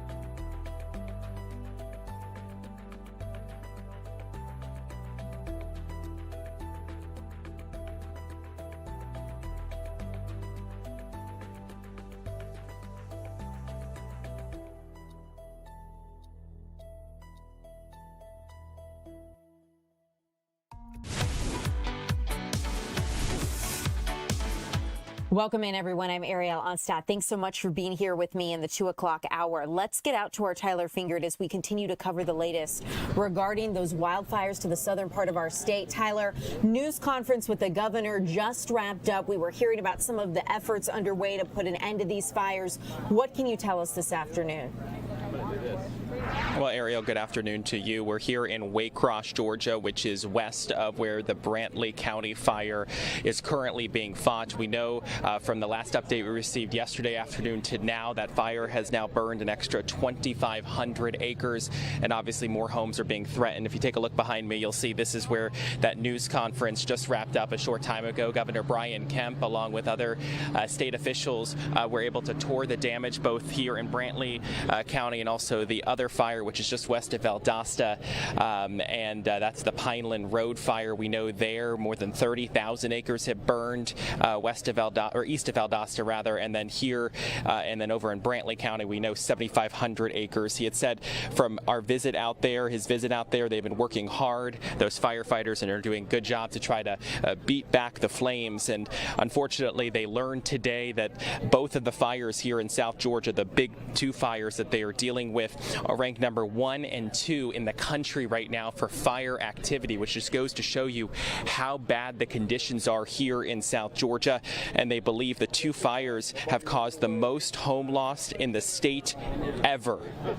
Just let that sink in. This is the most number of homes we have ever lost in a fire, and it happened in these two fires in Brantley County, and obviously the other one here in South Georgia, that the Pineland Road fire. And so we do know, again, about 7,500 acres have burned burned in Brantley County, a 15% contained at this hour. And you may be wondering, how did this fire start? Well, during that news conference, the governor had said they believe a balloon hit a power line, caused sparks, and then now that fire is just burning out of control and just continues to threaten homes. We know hundreds of homes are being threatened between both of these fires down here in South Georgia, and they believe the fire activity will continue to be high through the weekend. Obviously, they're hoping for rain. We saw First Lady Marty Kemp was wearing a pray shirt, and the governor had mentioned that we need a pray for rain shirt because unfortunately the forecast has changed slightly, where we're maybe not expecting as much rain as we could have seen a few days ago with the forecast. And so obviously lots of concern down here. Their major focus is getting this fire put out, and unfortunately there's just no way to stop this fire, so they're trying to do fire breaks and have other burns that can kind of let it burn itself out. But this is just continuing to be a problem. We're expecting winds again this afternoon anywhere from 5 to 8 miles per hour, and that's according to officials in Brantley County. They say that is only going to make this problem even worse. And so they have responded to hundreds of wildfires so far this year across the state, and it's obviously because of the exceptional drought we are seeing. They say even if we get an inch of rain this weekend, that's not going to be enough. They need 8 to 10 inches of rain, something significant to be able to try to knock back these fires that just continue to burn. And so this is something that they're now trying to obviously fight back. You can see the governor right now. If we come back out live, he is talking to several of these officials here. That's folks from the Department of Natural Resources. They were out here. I also see Georgia State Patrol. But I believe we have a soundbite from the governor. If we can take a moment to listen. Actually, it looks like he's going to go thank some of the Georgia National Guard members right now as he walks over to thank them for their efforts. They have multiple helicopters out here right now, and these National Guard members are among the folks who are helping fly those. Let's take a listen to what the governor said a short time ago. From our visit out there just now, you cannot believe how hard these people are working. Very tough conditions, but they're doing a great job, and we're grateful for that. So every fire in the United States is measured, so the feds working with the states can figure out where to put resources. The two fires that we're fighting, among many others in Georgia, but the Pineland Fire and the Highway 82 fire, ranked number 1 and 2 in the country. So we got the two most dangerous, biggest, problematic fires anywhere in the United States within, really just a very small area that we're having to fight. So as you can imagine, it's a lot for us to have to deal with. We look.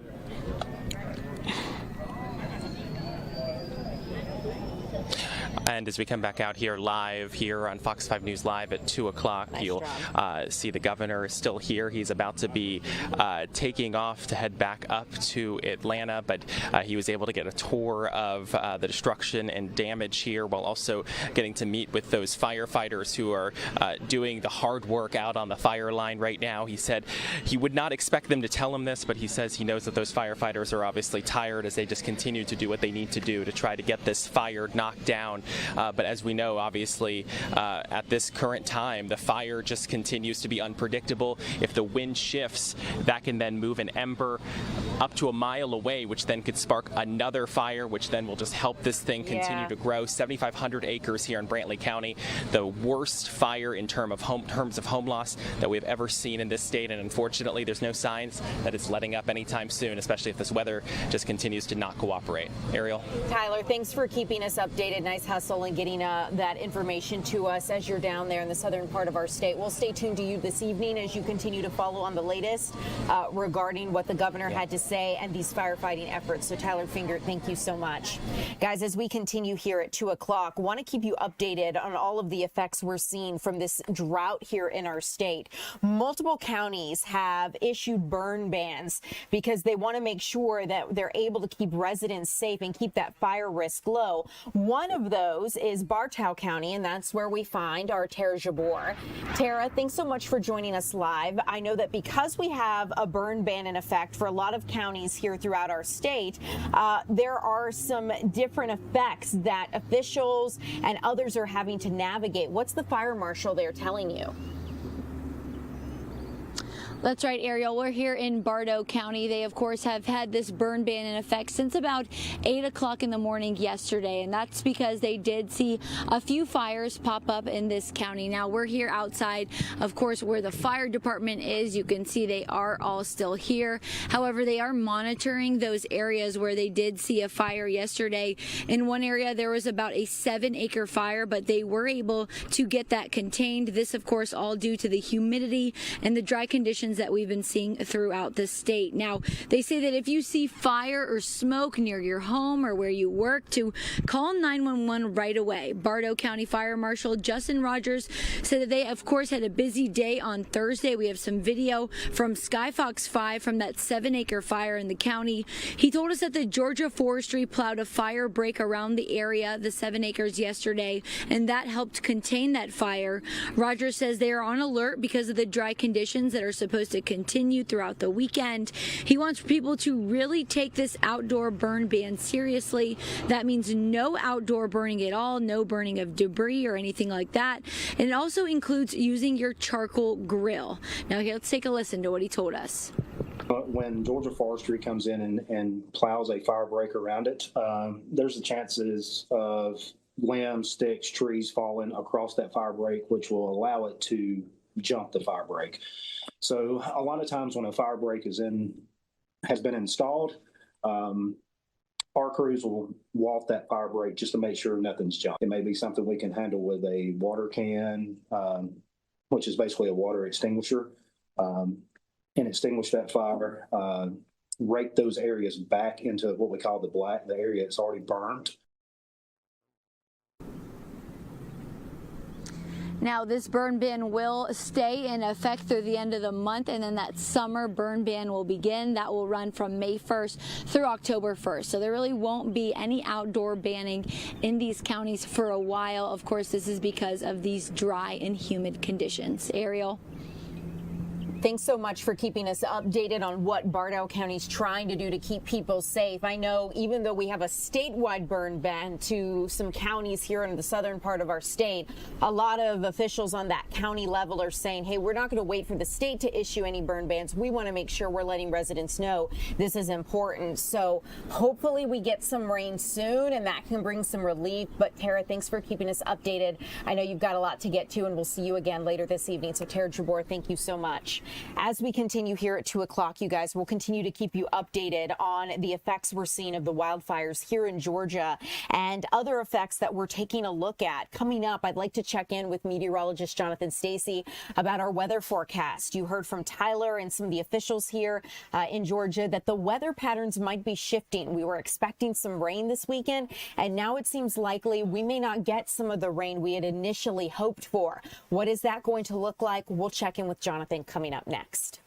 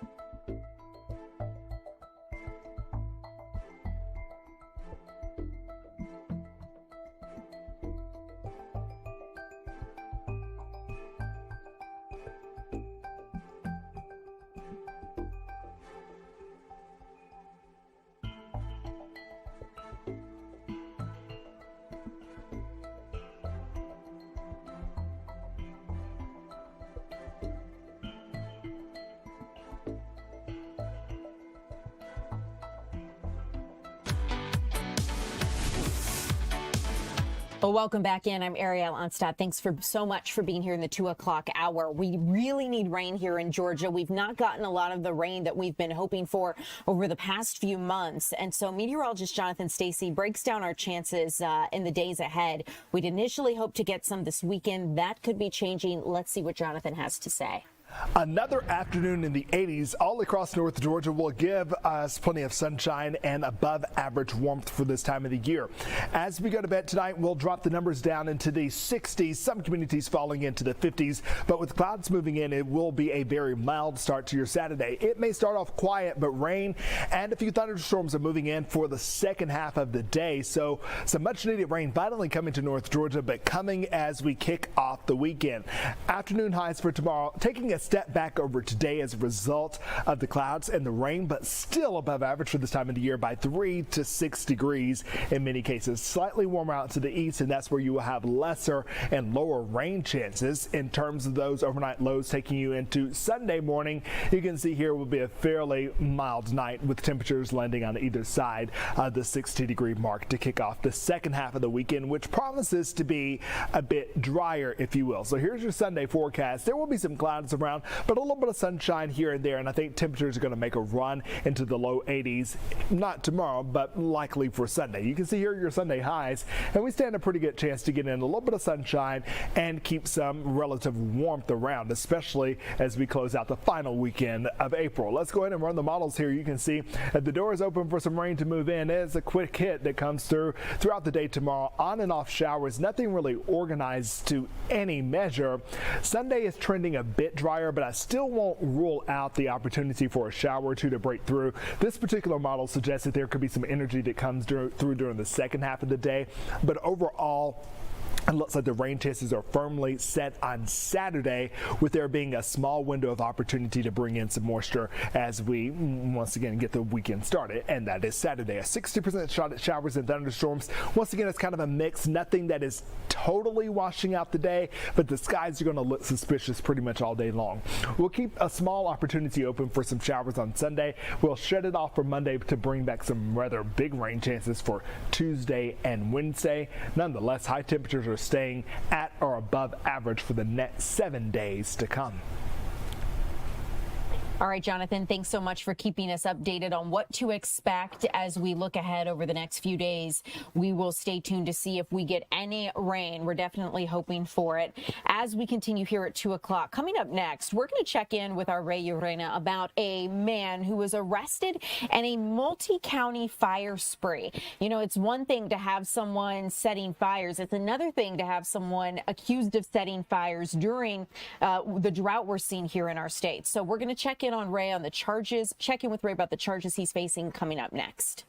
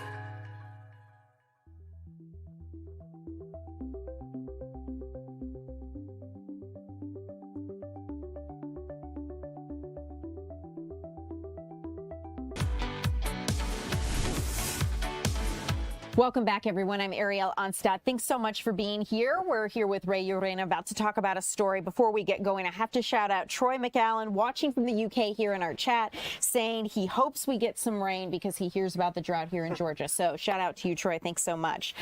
Ray, let's get into it because this man has been arrested. A Lil Burn man has been arrested in a multi-county fire spree. What kind of charges is he facing? What do investigators say he did? Well, first of all, Ariel, we're talking about 4 different arson charges spread across 3 different counties. So the majority of these charges, you'll see him right here. This is 42-year-old Javon Hurd. And this is one of the fires that investigators believe that he was behind. This is at a warehouse in Loganville. This is on the Walton County side.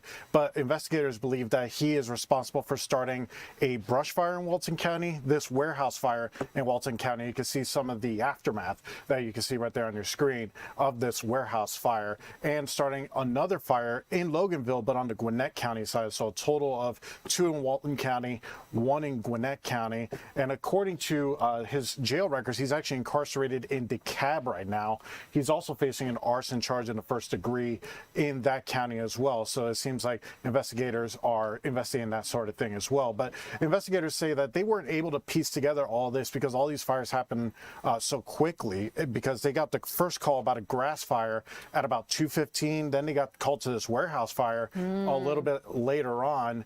And when they were dealing with this warehouse fire, that's when that other Gwinnett County fire, they were called out to that as well. So a lot of moving pieces, and they had to have help from the Gwinnett County Fire Department to help put out that fire that was on the other side of town. But just to talk about this, we've talked to some business owners, some people who work in the area who actually saw this fire. They were glad that this guy is behind bars. But I want to just play you a clip from Casey Russell. She works at a grooming place that's actually right in front of where this warehouse fire took place. And this is kind of like what it was like those first few moments once she heard that the fire broke out. Pretty scary, actually. We were kind of just sitting behind the counter, and somebody came running and banging on the door and telling us that the building was on fire. And you thought it was your building? Yes, absolutely. Well, just tell me about those moments.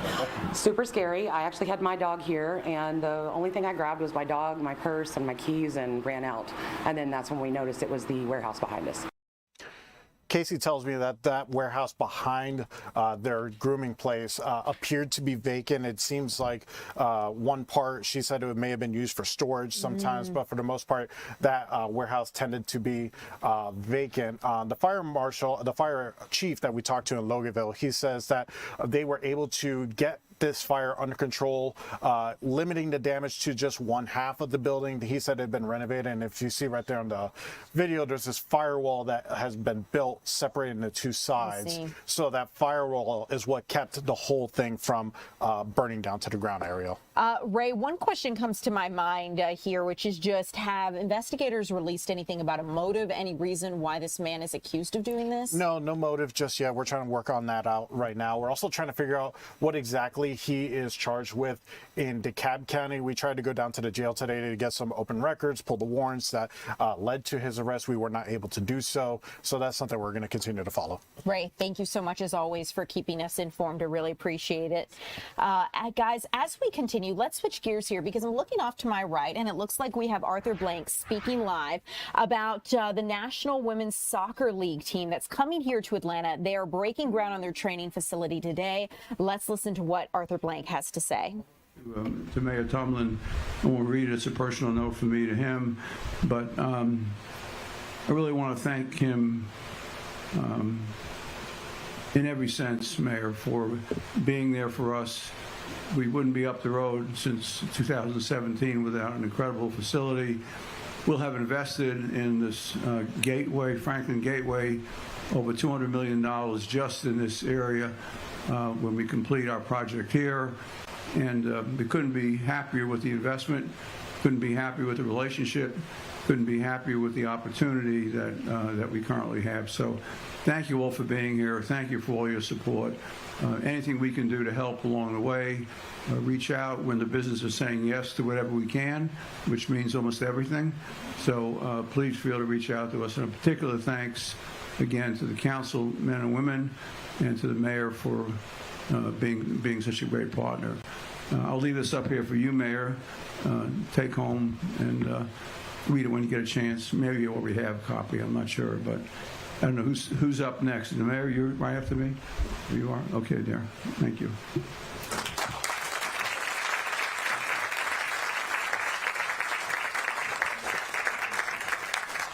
Thank you, Arthur. We appreciate you. And of course, as he mentioned, the city of Marietta has been a key player in making sure So this is really exciting news because a National Women's Soccer League team is breaking ground there in Marietta for this facility. And we're going to continue to keep you updated as we get new information. Our Deidre Dukes is going to join us live at 3 o'clock to talk about the expansion of women's sports here in Atlanta. And you guys, the Hawks played so well last night. I mean, listen, we're doing great. And the Falcons, we'll see what happens, but Mercedes-Benz Stadium looks fly no matter what, so that's good news, right? As we continue here at 2 o'clock, coming up, we are going to check in with our Maria Guzman about a drive that police are putting on to support first responders fighting wildfires to our south, the kind of supplies they need, what they're looking for, all of that is straight ahead.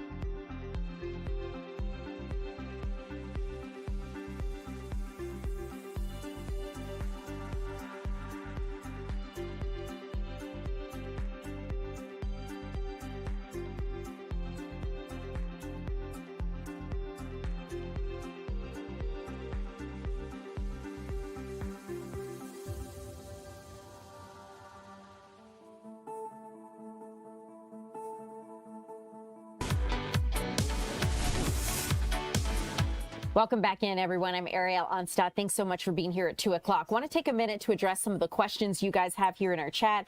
Kaylee, you're asking if we've covered the child abandoned on I-20. And yes, we actually broke that story yesterday right here at 2 o'clock with our Kevin Stewart. But a stepmother has been arrested and charged after a 7-year-old boy was left alone alongside Interstate 20 East. And the crazy thing is a tow truck driver found that 7-year-old child at exit 9, called 911 to ensure the child's safety. Deputies were able to get that child safely, and ultimately the stepmom was charged with a DUI and child cruelty because police say that she had taken too much Xanax and was driving under the influence. So this is a story we'll continue to keep you updated on. You can find it on our website if you want more information. In the meantime, let's continue with some efforts that are underway to make sure our first responders battling wildfires and those having to evacuate here in the southern part of Georgia are able to get the help they need. Our Maria Guzman joins us live from Cumming. Maria, lots of good supplies stacked up behind you. I hear the police department in Cumming is the one putting this on. It's so interesting. You know, there's usually a friendly rivalry with police and fire, but all rivalries aside for the cause here today.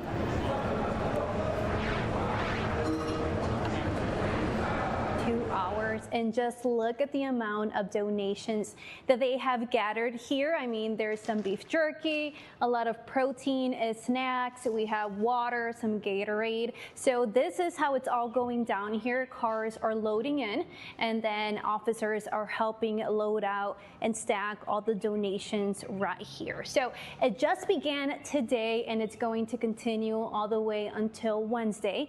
And then Thursday, the chief of police here is going to hand deliver these items to our first responders in South Georgia. Now, I did speak to a lieutenant here at the department who spoke about the bond and really brotherhood and sisterhood that exists in the first responder agencies and communities. So let's go ahead and take a listen. Our message is that we would like them to know that the City of Cumming Police Department has their back. So if they, any type of resources that they need, and it doesn't have to just be physical resources, but we're also willing to travel and assist if they need breaks, if they're tired, if they need rest.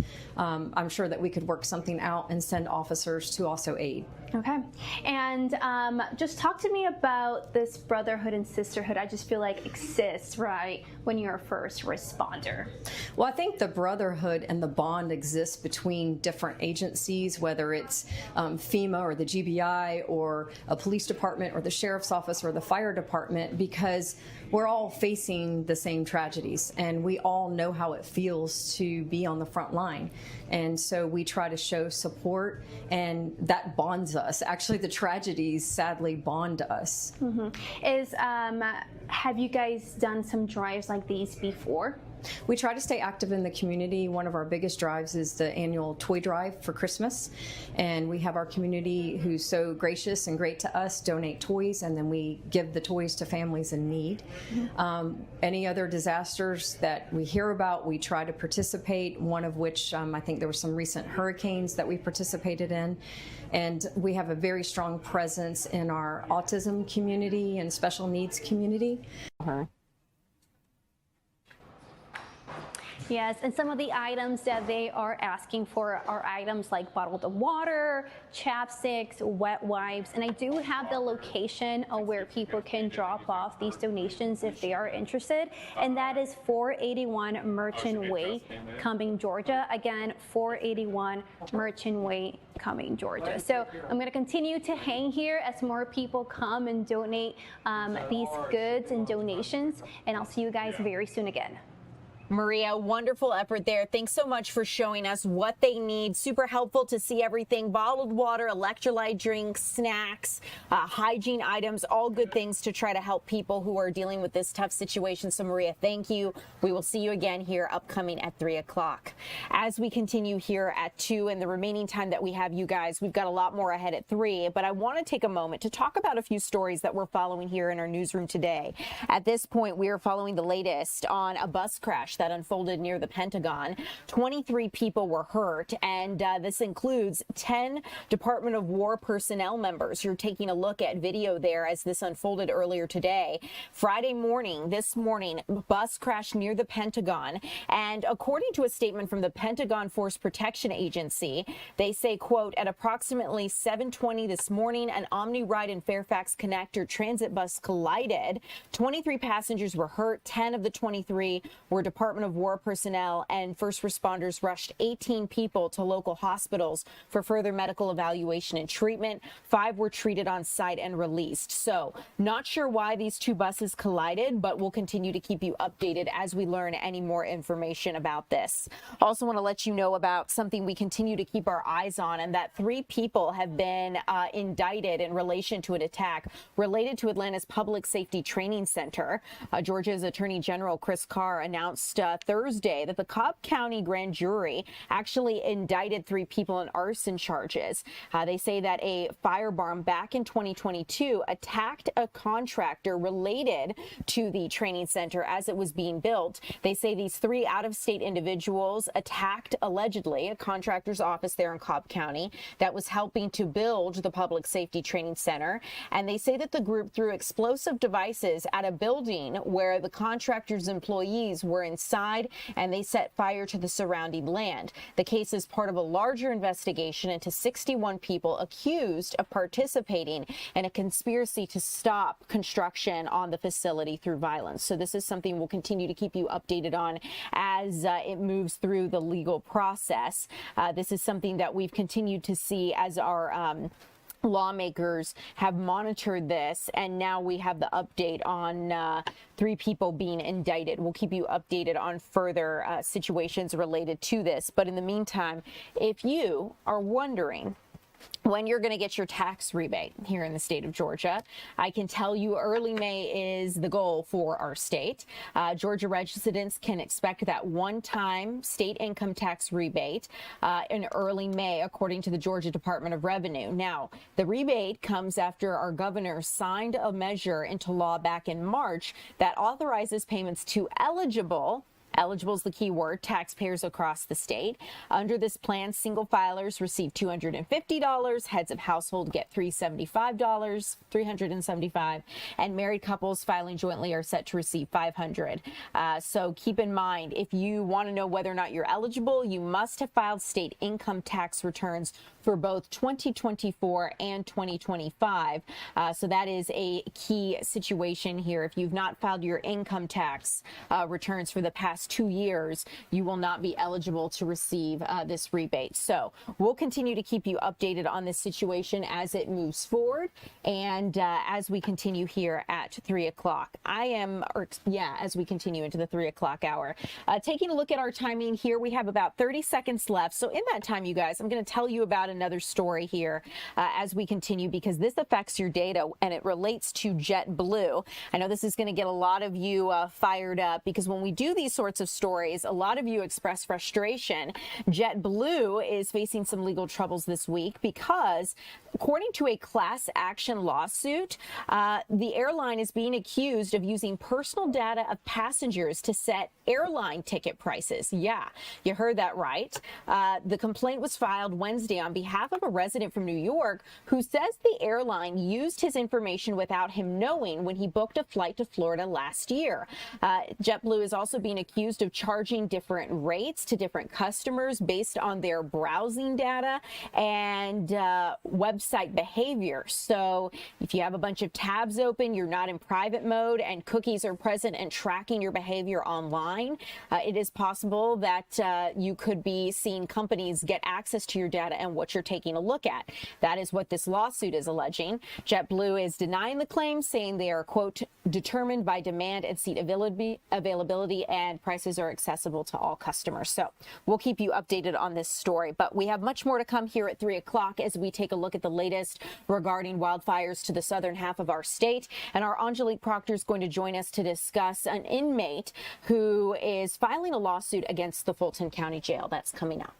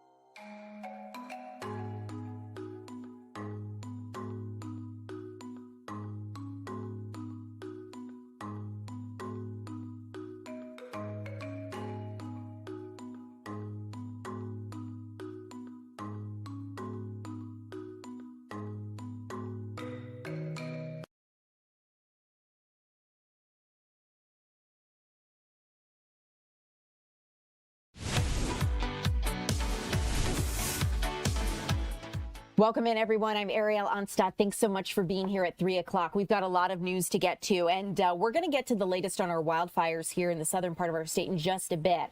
But I'd like to start with a story we're following closely in our newsroom because it involves an inmate filing a lawsuit alleging neglect on behalf of the Fulton County Jail. He says that this neglect led to septic shock and amputations of his limbs. Horrible story. Angelique Proctor joins us live. Angelique, when we learned about this story today, my heart went out to that inmate from the standpoint of this is not something that anyone should have to go through. There's a certain amount of dignity you feel you would be provided. But I'm curious to hear more about this lawsuit. Well, good afternoon to you, Ariel. This is an absolutely horrific story that we are hearing. And what is very unusual in this case is we're hearing from the inmate himself. So he tells his own story. And we want to warn our viewers that what you're about to hear might be disturbing, particularly for young children. So keep that in mind as we proceed here. His name is Rashad Muhammad. He's 34 years old. And he tells me that he almost died here at the Rice Street Jail. He has hired famed civil rights attorney Ben Crump.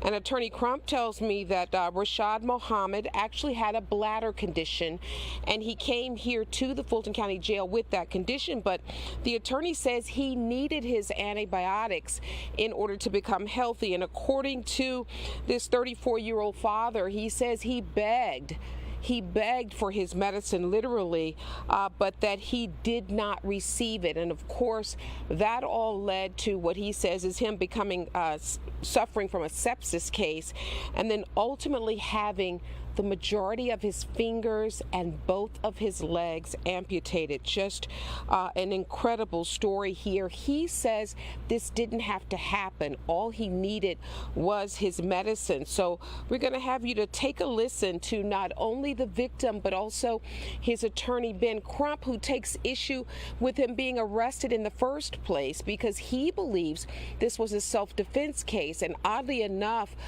Fulton County officials have dropped all charges against him. So let's take a listen.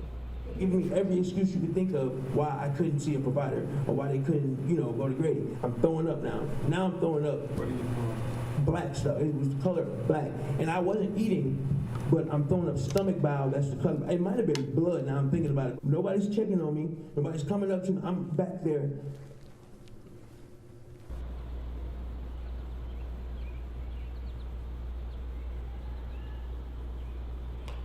Is that it? Are we back on, Ariel? Yeah, Angelique, go ahead. We're going to listen to the next bit in just a little bit. We'll cue it up for you. So we just heard from that inmate, and you could feel the grief and the horror that he went through, just seeing his emotions and everything like that. I know you were in the room. Continue on. Tell us what you were learning. So it was all so very tough to listen to. Several times during his testimony, he actually broke down and cried and had to be consoled because he said in his own words that he really thought that he almost died based on what he experienced. And he said he kept pleading for someone to help him, and that he was ignored by the jail staff there. And he said it was another inmate who finally brought to their attention that Mr. Muhammad really was not making it any longer. And that's when he said he finally got a stretcher and got to Grady Hospital. And he says that he was told he was in sepsis shock. And once he woke up, he couldn't believe what he saw. And they showed us some very graphic pictures of his fingers being gone and his legs being amputated. Just very, very heartbreaking details. And his attorney said none of this should have ever happened. Has had to endure the fact that he called 911. He thought he was being attacked. He shot trying to protect himself, called 911 saying, I'm being attacked, and so forth. But then they arrest him. And he is shocked that he's even being arrested. He called 911 to try to say, somebody's shooting at me, and he gets arrested. And then all of this happens. I mean, his hands gone. His legs gone. All because Fulton County Jail failed him while they were had his custody and care completely in their discretion. Oh, I'm absolutely heartbroken at the story of this inmate who could not get the appropriate treatment. I don't want to speak too fast because I haven't seen any of the notes or done any investigation or gotten any investigation notes, but regardless of that, this never should have happened. I think it's inexcusable, and I look forward to seeing the results of the investigation. But certainly, if you need medical treatment, you need medical treatment, and if there are medical staff seeing you, I understand he was in the medical unit, and so I imagine that someone on the medical staff should have seen him, and I understand from Attorney Crump's press release that they were signing off on daily wellness checks, and so I don't know, perhaps there's a problem in the system. And that might very well be an understatement, that there is a problem in the system. And of course, Fulton County has been here before. We all remember LaShawn Thompson, who died from bed bugs here at the Fulton County Jail. And so Attorney Ben Crump says we really should have learned from that first death, and we shouldn't be here again. So that is why he is urging everyone to call their county commissioners. And that's why we reached out to District 5 Commissioner Marvin Arrington Jr. to hear from him. He says he is going to actually ask for an investigation of this death during the next Fulton County Commission meeting. So we will no doubt hear a lot more on this case. And Attorney Crump told me today that he is already getting calls from people in other states, and he believes that this case will in fact be national. Now, I did talk with the sheriff's office. The jail tells me that inmate Muhammad came to them already sick, which is something that his attorney agrees on. The jail says he was only here for 11 days, that most of the time that he was in custody, he was at the Fulton, Grady Memorial Hospital, and when he was here at the jail, he was on the medical unit, so he was getting cared for by the medical provider. And so they have asked me to reach out to that provider to try to get some more information. There are so many layers here that we will be uncovering, no doubt, for days to come. Ariel. Angelique, thank you for being so thorough and bringing this to our attention. No doubt this is something that people here in our community and beyond are going to continue to speak about. And I'm glad you were able to try to get a statement or at least some kind of response from the jail, because that was going to be my question, is what are they looking into related to this? And no doubt this inmate may have come to them sick, but what did they do after that point? That's the question. So Angelique, thank you so much for joining us live. We'll see you again later this evening as you continue to follow this story. As we continue here at 3 o'clock, you guys, we have a lot still to get to. Taking a look at our timing here, we're going to read a couple of things that I want to make sure you're aware of. Let's start off with a story that has a lot of you talking, related to a pregnant mom who was found shot to death in her car on I-75. This is a really, really interesting story because her family, not only are they asking for answers, but they're trying to figure out not who did this, because you just saw a photo of 34-year-old Bianca Huntley. She was a pregnant mother of two, found in her vehicle on I-75 last Tuesday, that white BMW you just saw in the street. Atlanta police are trying to figure out who killed her on April 14th. She was 4 months pregnant and leaves behind two young children.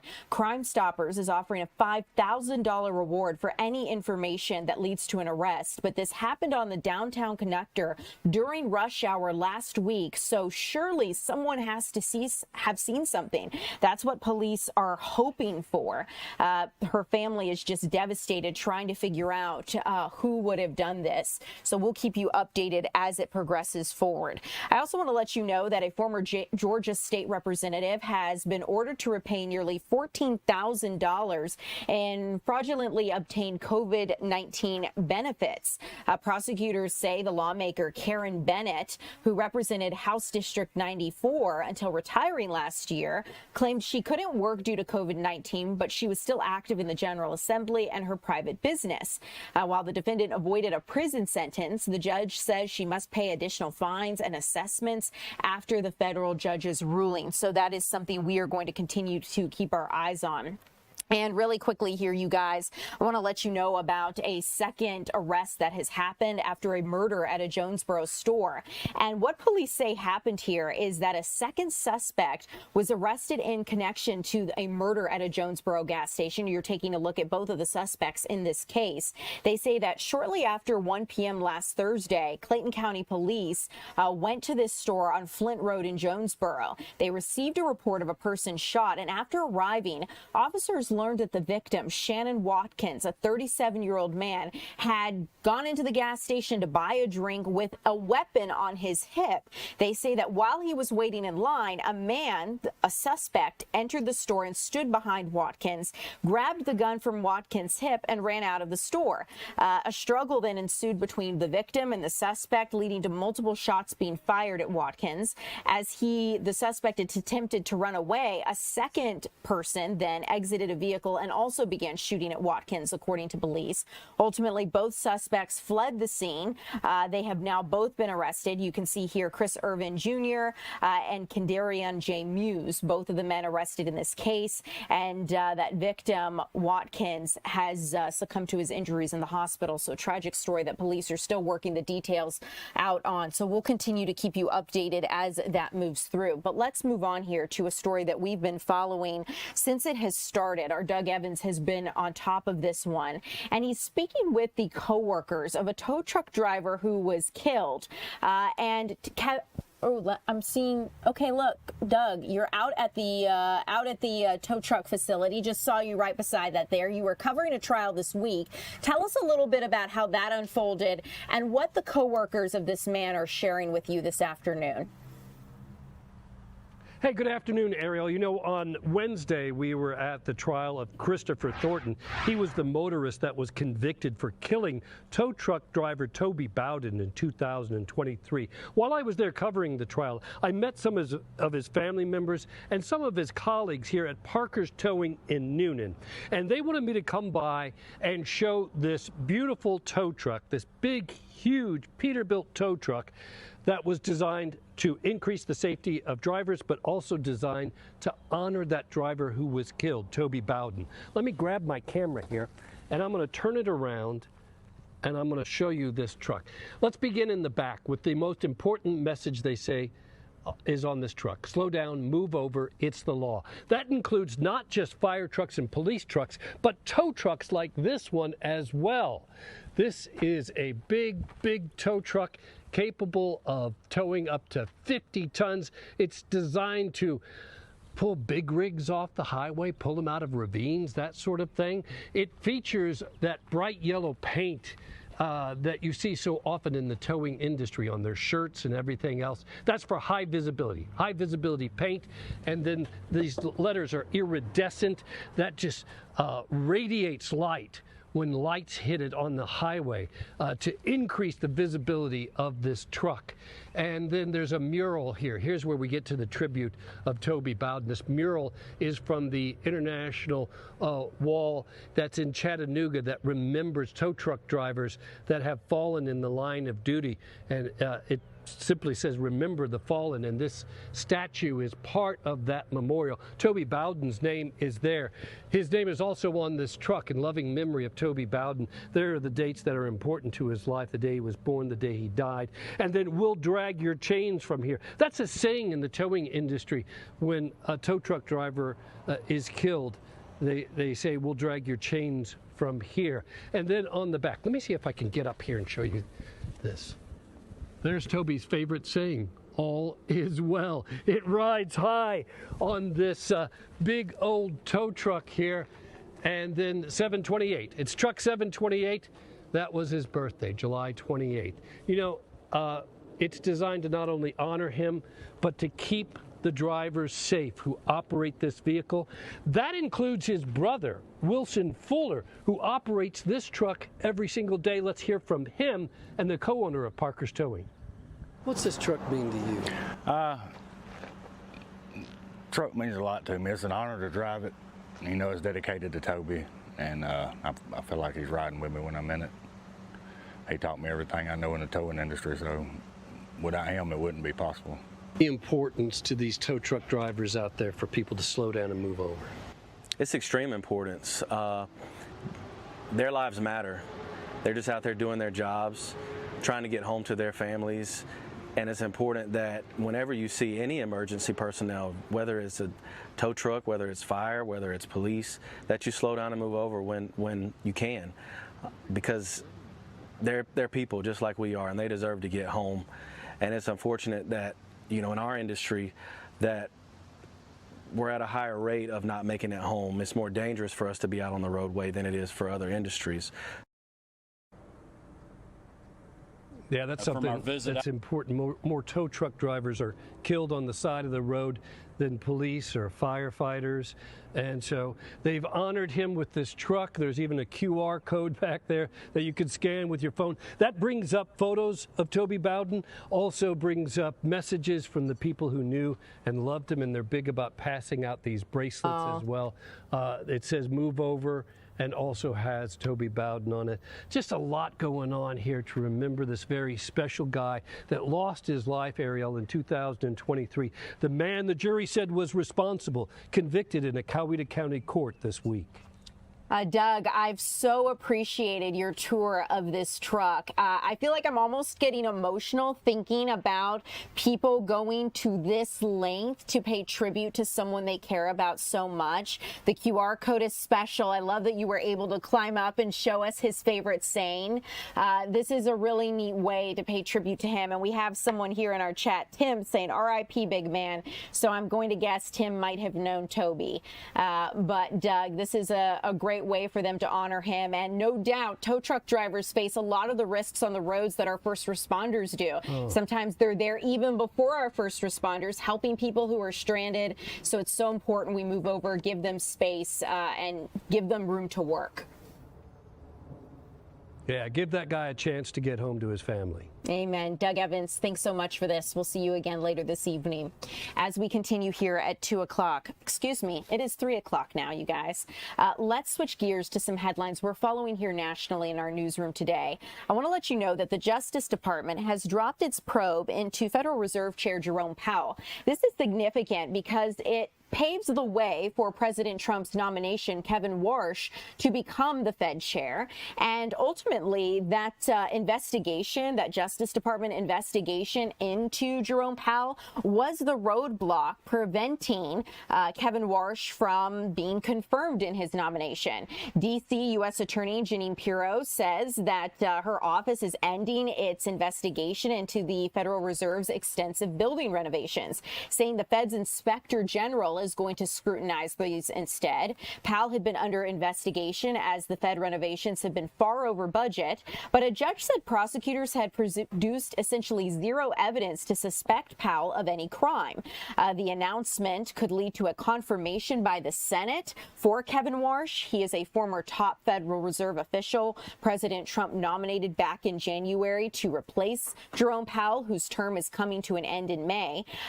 Senator Tom Tillis had said that he would oppose Warsh's confirmation until the investigation was resolved. So because this investigation is now being dropped, it does seem that it is paving the way for Kevin Warsh to become the next Federal Reserve chair. And one thing we have seen, of course, is that continued debate between Jerome Powell and President Trump about lowering interest rates. Whether or not that will continue to be a debate if Kevin Warsh is confirmed remains to be seen.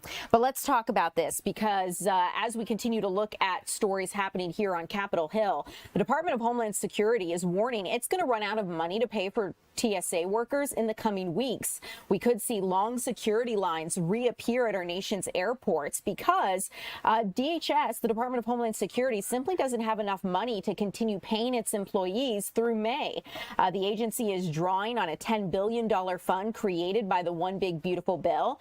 And as of April 19th, that fund has less than $1.4 billion remaining, according to the Office of Budget and Management data. President Trump was using that fund to pay TSA workers until the government could reach a deal to fund DHS, but there's still no deal. This is the longest government shutdown in our nation's history, and while it's only a partial government shutdown, it's affecting numerous agencies like FEMA, the Coast Guard, and our TSA workers who could soon be unpaid once again here in the coming days. So this is something we'll continue to keep you updated on as we get more information. But as we continue at 3 o'clock here, I want to let you know what we are seeing with the war in Iran, because Iran is reportedly sending a delegation to Pakistan tonight, renewing hopes of a second round of peace talks with the United States. The Pentagon is bragging of its success of the naval blockade on Iranian ports. More United States forces are arriving in the region. Truly, the first time in more than 2 decades,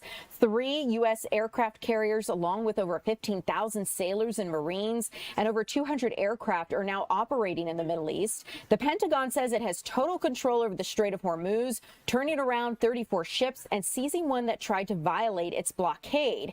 Iran's military, though, still has cards to play. Iranian gunboats attacked at least 3 commercial ships this week and reportedly dropped more mines in the strait.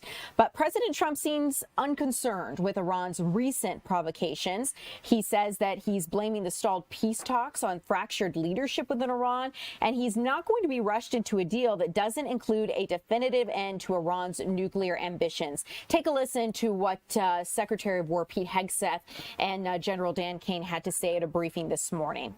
The Navy is enforcing this blockade without hesitation or apology. Now, as usual, there's a lot of false information out there. I'll say this, every ship that the U.S. believes meets our criteria, either Iranian ships or to and from Iranian ports, has been turned around. As of this morning, 34 total. Non-Iranian vessels are allowed to transit, and many have, including overnight. Not only is the blockade growing, in fact, a second aircraft carrier will join the blockade in just a few days, but this growing blockade is also gone global. Just this week, we seized 2 Iranian dark fleet ships in the Indo-Pacific region that had left Iranian ports before the blockade went into effect. They thought they'd made it out just in time. They did not. We seized their sanctioned ships, and we will seize more. So you were listening to Secretary of War talk a little bit about the U.S.'s efforts. According to Iran state media, Iran's foreign minister is going to visit Pakistan, Oman, and Russia this weekend to discuss the current state of the war. And this is making a lot of international businesses desperate because the Strait of Hormuz is closed, which means that goods and services cannot get through. So what are they doing instead? Where else can they turn? The Panama Canal might be an option.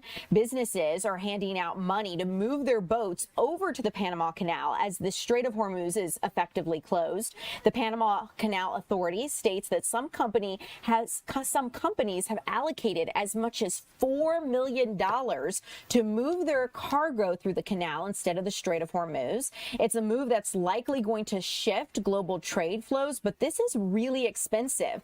Passage through the canal usually comes at a flat rate with reservations. Businesses that don't have a reservation to move through the canal can pay an extra fee during an auction for slots, and a slot is awarded to the highest bidder. The average cost of some of those fees to move through the Panama Canal has jumped to $425,000. But for some businesses, this extra money that they would pay to move through the Panama Canal could be less than the loss of revenue they might face if they are still dealing with not being able to move goods and services at all to get to their destination ports. So this is something we're going to continue to monitor. But in the meantime, as we continue here at 3 o'clock, I want to get you an update on our weather forecast here a little closer to home. We continue to see wildfires here in the southern part of our state, and multiple counties across Georgia have issued burn bans because of our drought. We're going to check in with meteorologist Jonathan Stacy straight ahead.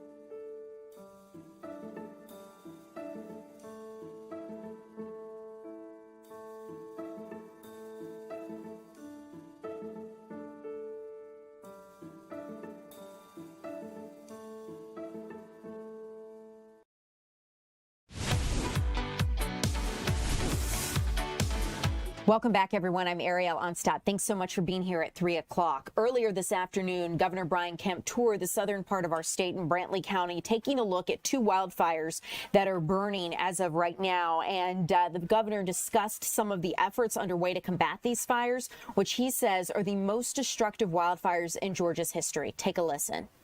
From our visit out there just now, you cannot believe how hard these people are working. Very tough conditions, but they're doing a great job, and we're grateful for that. So every fire in the United States is measured, so the feds working with the states can figure out where to put resources. The 2 fires that we're fighting, among many others in Georgia, but the Pineland Fire and the Highway 82 fire ranked number 1 and 2 in the country. So we got the 2 most dangerous, biggest, problematic fires anywhere in the United States within, really just a very small area that we're having to fight. So as you can imagine, it's a lot for us to have to deal with.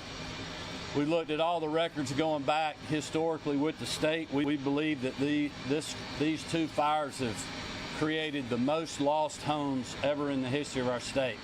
So being the number 1 and 2 ranked fires in the country, also the most homes lost ever in a Georgia fire, really shows you just how bad these 2 fires are. We just to update on the Highway 82 fire, which is in Brantley County, started Monday, April the 20th. A little over 7,500 acres burned. That fire is 15% contained. We believe it was started by a balloon landing on a power line causing an arc that created the fire. As of right now, there's been 87 homes or structures lost to that fire. We have over 800 fires. Can y'all hear me all right? Okay. We got over 800 homes that are in harm's way right now, and that's what the folks on the ground, one of the things that they're doing, are trying to protect. The Pineland Road fire, over 31,000 acres. It's 10% contained. There's been 35 homes lost, and there's about 160 homes that are in harm's way. So we've got a total of 38,873 acres that have been burned or are burning between just these two fires. So as you heard the governor talk a little bit about what we are seeing, the fires, one on Pineland Road is 31,000 acres being burned, 10% contained. 35 homes have been lost and 160 homes are in harm's way.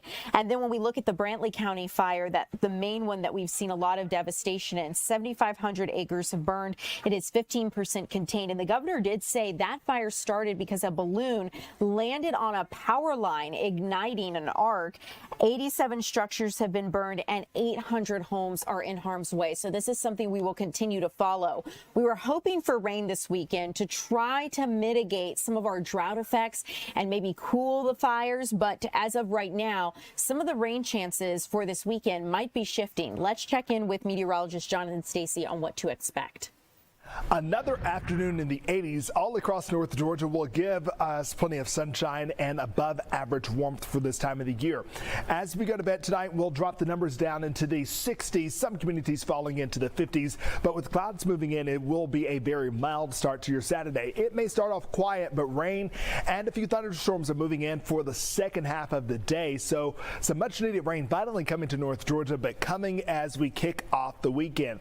Afternoon highs for tomorrow, taking a step back over today as a result of the clouds and the rain, but still above average for this time of the year by 3 to 6 degrees in many cases. Slightly warmer out to the east, and that's where you will have lesser and lower rain chances. In terms of those overnight lows taking you into Sunday morning, you can see here will be a fairly mild night with temperatures landing on either side of the 60-degree mark to kick off the second half of the weekend, which promises to be a bit drier, if you will. So here's your Sunday forecast. There will be some clouds around, but a little bit of sunshine here and there, and I think temperatures are going to make a run into the low 80s, not tomorrow, but likely for Sunday. You can see here your Sunday highs, and we stand a pretty good chance to get in a little bit of sunshine and keep some relative warmth around, especially as we close out the final weekend of April. Let's go ahead and run the models here. You can see that the door is open for some rain to move in. It is a quick hit that comes throughout the day tomorrow. On and off showers, nothing really organized to any measure. Sunday is trending a bit drier, but I still won't rule out the opportunity for a shower or two to break through. This particular model suggests that there could be some energy that comes through during the second half of the day, but overall, it looks like the rain chances are firmly set on Saturday, with there being a small window of opportunity to bring in some moisture as we once again get the weekend started, and that is Saturday. A 60% shot at showers and thunderstorms. Once again, it's kind of a mix, nothing that is totally washing out the day, but the skies are going to look suspicious pretty much all day long. We'll keep a small opportunity open for some showers on Sunday. We'll shut it off for Monday to bring back some rather big rain chances for Tuesday and Wednesday. Nonetheless, high temperatures are staying at or above average for the next 7 days to come. All right, Jonathan, thanks so much for keeping us updated on what to expect. No doubt we're going to follow our weather closely over the next few days and these dry conditions as we monitor those fires to our south. As we continue here at 3 o'clock, you guys, coming up next, we're going to be checking in with our Deidre Dukes about an exciting opportunity for women's soccer here in Atlanta. You know, we've got a National Women's Soccer League on its way to our city. They broke ground on a new facility today. We're going to check in with Deidre for the latest straight ahead.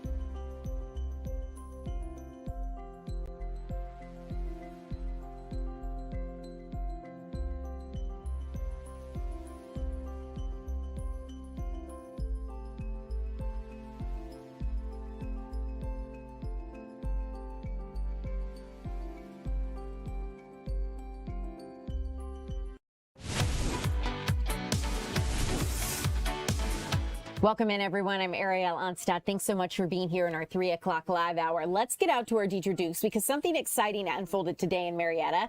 Deidre, I understand we broke ground on a new training facility for the National Women's Soccer League that's coming here to Atlanta. Yeah, how exciting is that? And it's just beautiful weather for this out here today as dozens gathered under a tent just behind me, just across the street there. You see all the signage. Now, this is the future home of the NWSL Atlanta training facility here in Marietta along Franklin Gateway. And our motorists have been passing through here all this time as the signage has gone up. They really are seeing this come up, this major transformation for the area.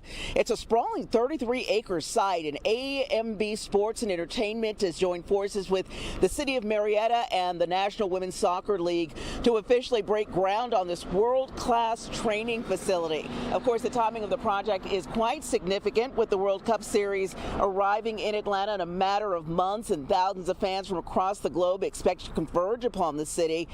We heard from Arthur Blank today, who noted that the expansion is a natural progression for the region, citing clear evidence of the game's surging popularity and how to really help open the doors for women's soccer for future generations.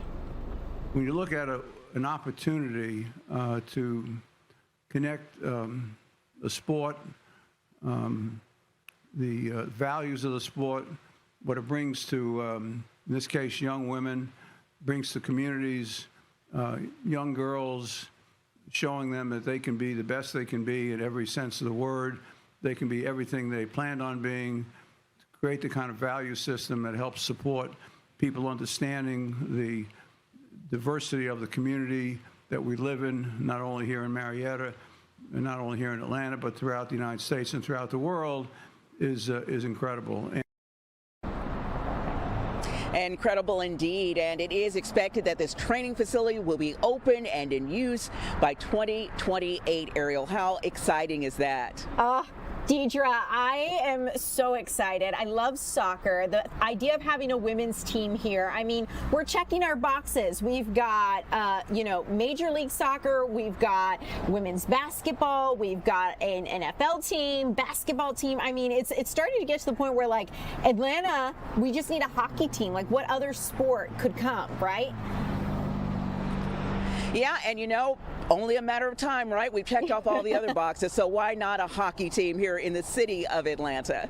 Deidre, a thought came to my mind. I was chatting here behind the scenes with some of our folks, and we were curious, has a name been announced for this National Women's Soccer League team yet? I can't remember if one has. Not to my knowledge. We didn't hear any announcement of a name yet. I'm sure when that comes, that will be quite the unveiling. But just a very exciting, energetic news conference today. Folks ready to get this built and get that team in here to start training. Deidre, thank you so much for showing us what unfolded today. Wonderful opportunity for Marietta and, of course, for our city here in Atlanta. So, Deidre, thank you so much. I'll let you get back to it. We'll see you again this evening as we continue here at 3 o'clock, guys. We have some other headlines to get to. I want to make sure I keep you updated on some stories we're following here in the Fox 5 Atlanta newsroom. One of them deals with a man who was arrested after allegedly going on a multi-county fire setting spree. That's a bit of a mouthful, but basically what this means is that Loganville fire investigators say a man, Javon Hurd, a 42-year-old, is responsible for a string of fires across 3 Georgia counties. Officials say that he set fire to a commercial building on Suyas Floyd Road and several brush fires nearby. He's currently in custody at the DeKalb County Jail as local investigators coordinate charges across Loganville, Gwinnett, and DeKalb. So this is something we'll continue to keep you updated on as it moves through the legal system. But it is a story that, as we follow these wildfires to our south, is interesting to see here in the metro area. So we'll keep you updated. Something else I wanted to let you guys know about is that we are getting a clearer picture as to the outlook of food insecurity across the globe. The United Nations has just released its global food insecurity report. And at this point, the annual report for this year is saying that food insecurity and malnutrition remain at bleak levels worldwide. This report on food crisis is published by a global alliance, including the UN and the European Union. It found more than 250 million people across 47 countries experienced high levels of acute food insecurity last year, and that's nearly double what it was just 10 years ago. Take a listen to the director of the agri-food economy about what this means. And this year, what we see is that first, a very strong increase in the number of people that are in a catastrophic situation in terms of food insecurity. So people that are in famine or near famine-like situation. So to give you an idea, this number has been multiplied by 9, so reaching 1.4 million people. With 2 territories where we have actual famine, in the Governorate of Gaza and in Sudan, and overall 6 countries where you have people that are in near famine situation. So they are the people that may die tomorrow without food aid. It's linked to conflict. And around the world we see that 80% of the most food insecure people are in conflict area. And now, unfortunately, some of this conflict area is also where we see this climate shock, where the economic situation also is deteriorating, or where this population are very exposed also to external shock on the price of food, on the price of energy, because there is no more local production base. So this is this multiplication of situation. So you heard him say a lot of the reason why the food crisis is at bleak levels is because of conflict. And we're seeing conflict around the globe, not just here as we've turned our attention to the war in Iran, but in Sudan, also in Gaza. We have seen a lot of conflict here around the country that, of course, is playing a role in the food insecurity that this report mentions. The report also states that the combination of declining humanitarian funding, in addition to ongoing conflicts, as well as climate shocks and economic uncertainty, leave the outlook for this year bleak. So that is the backstory there. Want to let you know about something we're also following because this could affect our wallets. President Trump is now considering big import taxes for the United Kingdom. The president has issued another tariff threat saying he's considering these import taxes for the United Kingdom because the United Kingdom already charges a digital services tax on United States businesses, specifically our tech companies. It's a 2% tax where tech companies making more than $33 million a year from British companies have to pay. And it hits tech giants like Amazon, Google, and Apple. And now President Trump says he wants to hit the United Kingdom back over this. The threat comes as trade talks with India and the United States are stalled. A deal is still unsigned months after President Trump met with Narendra Modi there of India. And a high-level Indian trade delegation left Washington last week with little progress to report. It's a different story in Canada where Prime Minister Mark Carney is actually offering a new deal allowing American alcohol back into Canadian stores in exchange for tariff relief on cars and metals.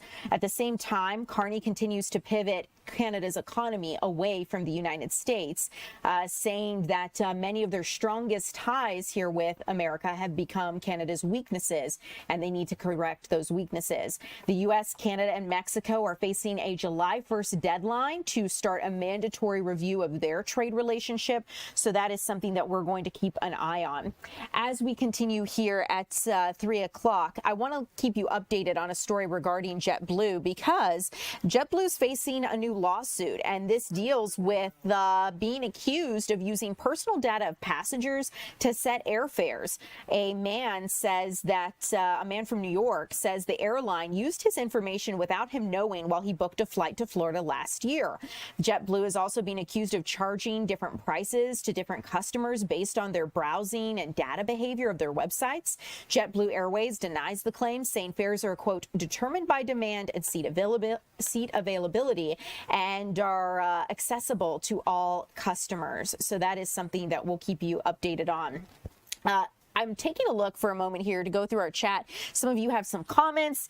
Trick and Roller saying, oh, wow, he owns the Falcons too, talking about the National Women's Soccer League team coming here to Atlanta. You are correct. We heard from Arthur Blank. He not only owns the Atlanta Falcons and our soccer team being the Atlanta United team, but now also the Women's Soccer League team that is coming here. So basically all of the teams that play at Mercedes-Benz Stadium, Arthur Blank will own. So that is something to keep in mind. And Burrell, you're asking about the investigation in Mexico. Anything new? As of right now, there is nothing new about those pair of shootings that unfolded in Mexico. One of them dealt with allegedly CIA operatives, two of them working on Mexican soil. We know Mexico's president has called for an investigation after those CIA members were killed in a cartel operation, but we have not learned what those operatives were doing on Mexican soil, whether or not they were granted permission to be there. So that is something that Mexico's president says she wants answers on. And as soon as we get more details on that, I'll continue to keep you guys updated. It is about 3:50 almost. So we are going to go ahead and look ahead to what we have coming up with our Maria Guzman. We're going to go out and check on a drive and how they're working. First responders are working to help other first responders dealing with the Georgia wildfires to our south. They're asking for a lot of items that you could donate, pantry items, shelf-stable items. We're going to talk about their needs, how they're collecting, and how you can get involved straight ahead.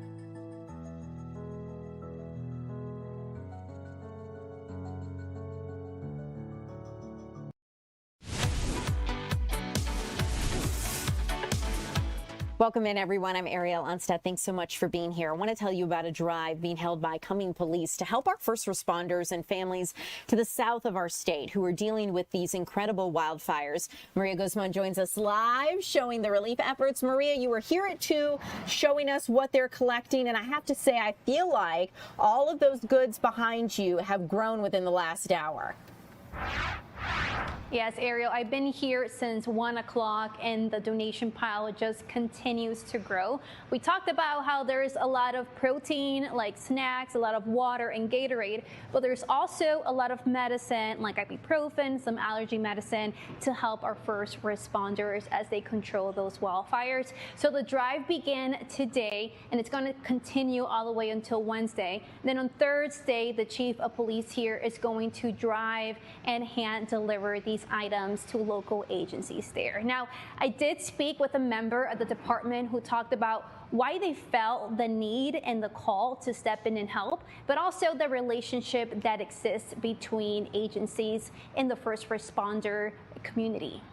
Message is that we would like them to know that the City of Cumming Police Department has their back. So if any type of resources that they need, and it doesn't have to just be physical resources, but we're also willing to travel and assist if they need breaks, if they're tired, if they need rest. I'm sure that we could work something out and send officers to also aid. Okay. And just talk to me about this brotherhood and sisterhood I just feel like exists, right, when you're a first responder. Well, I think the brotherhood and the bond exists between different agencies, whether it's FEMA or the GBI or a police department or the sheriff's office or the fire department, because we're all facing the same tragedies and we all know how it feels to be on the front line. And so we try to show support, and that bonds us. Actually, the tragedies sadly bond us. Have you guys done some drives like these before? We try to stay active in the community. One of our biggest drives is the annual toy drive for Christmas. And we have our community who's so gracious and great to us donate toys, and then we give the toys to families in need. Any other disasters that we hear about, we try to participate, one of which I think there were some recent hurricanes that we participated in. And we have a very strong presence in our autism community and special needs community. Yes, and if you do want to help and drop off some donations, some items that you can go ahead and purchase are items like bottled water, electrolyte drinks, chapsticks, wet wipes, beef jerky. There should be a list on your screen. And the donations to drop those, all the donations off is going to be 481 Merchant Way, Cumming, Georgia. Again, 481 Merchant Way, Cumming, Georgia. And that's going to be at the new police department here, Ariel. So good to know, Maria. Thanks for letting us know how we can get involved and help the efforts. The list is super helpful. Non-perishable items, some hygiene items would be helpful as well. I saw on your list for those battling these wildfires, and also families who are in harm's way. I know that and in both of these wildfires, we're looking at almost 1,000 homes that are in the path of these wildfires. So this is just incredible. Maria, as this is going on, you may have mentioned, but just would want to mention for anyone streaming here along with us, how long are Cumming Police holding this drive? How long can we donate for? When does it end?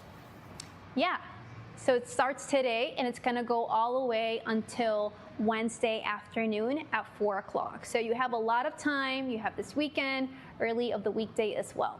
Okay, Maria, thanks so much for letting us know. Really appreciate you.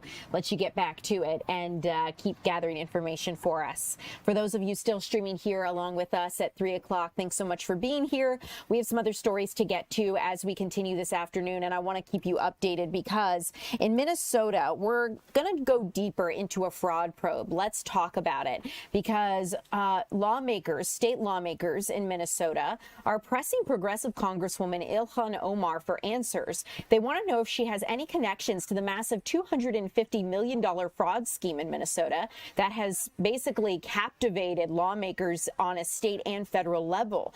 Minnesota Congresswoman Omar is not giving answers to reporters or the Minnesota House Fraud Prevention Committee, despite multiple requests from the panel's chair. The committee wants to know about her personal finances. A 2024 disclosure showed Omar and her husband, Tim Magnette, with assets ranging anywhere from $6 to $30 million. A revised filing weeks ago shows their assets between $18,000 to $95,000. Now, Omar's office is blaming this multi-million-dollar discrepancy on an accounting error, saying that it listed assets without liabilities and significantly overstated her husband's net worth. But the committee also wants to know about a possible connection to the massive Feeding Our Futures fraud scheme in Minnesota. Omar sponsored a Meals Act in 2020, which expanded access for businesses to provide meals during COVID. Thousands of meals were billed, but actually never served. Republicans say the scandal reached $250 million worth of phantom meals. So lawmakers want answers about Omar's connections to Safari Restaurant, whose owner was now convicted. That's where the Congresswoman promoted the Meals Act on Somali TV of Minnesota, and where she hosted her 2018 victory celebration. The fraud committee says documents related to her donors were involved in the scheme, or rather they want documents related to her donors involved in the scheme, and they believe there's more to uncover. So the Minnesota House Fraud Prevention Committee wants answers by May the 5th from the Congresswoman. They don't have subpoena power necessarily, but they say congressional committees could step in to compel her if she does not respond voluntarily. So this is a story we'll continue to keep our eyes on. But I also want to quickly let you guys know about an update we have regarding the president's gold card, because the President Trump's gold card visa, which allows a foreign worker to pay for $1 million in order to live and work in the United States illegally, has so far only been approved for one person at this point. That's according to Commerce Secretary Howard Lutnick, who says previously $1.3 billion worth of gold card visas were sold within a few days of the program launching back in December. Despite the single approval, on Thursday, the secretary says that hundreds of these gold cards are still being reviewed, and the Trump administration was making sure the system was running smoothly. The gold card visa is meant to replace an older program called EB-5, which provided U.S. visas to those who invested $1 million into a company with at least 10 workers. The White House has claimed the new system is going to generate $1 trillion in revenue in order to help balance the budget and the nation's more than $31 trillion worth of publicly held debt. We will continue to keep you updated if more are sold, but so far $1 million gold card visa has been granted to one person. As we continue, news is set to begin here at 4 o'clock with more headlines. We're going to take a check of your weather forecast and, of course, keep you updated on what the governor had to say earlier today as firefighters continue to battle wildfires in the southern part of our state. All of that is straight ahead. Thanks so much for being with us. I'm Ariel Onstadt.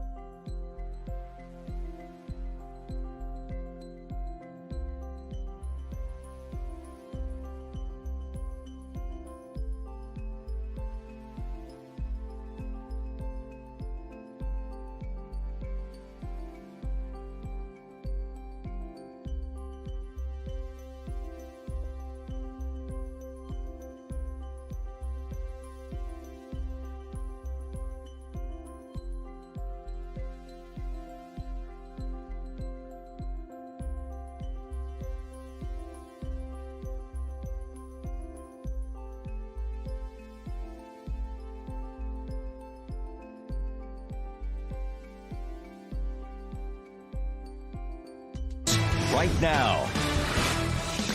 A former Fulton County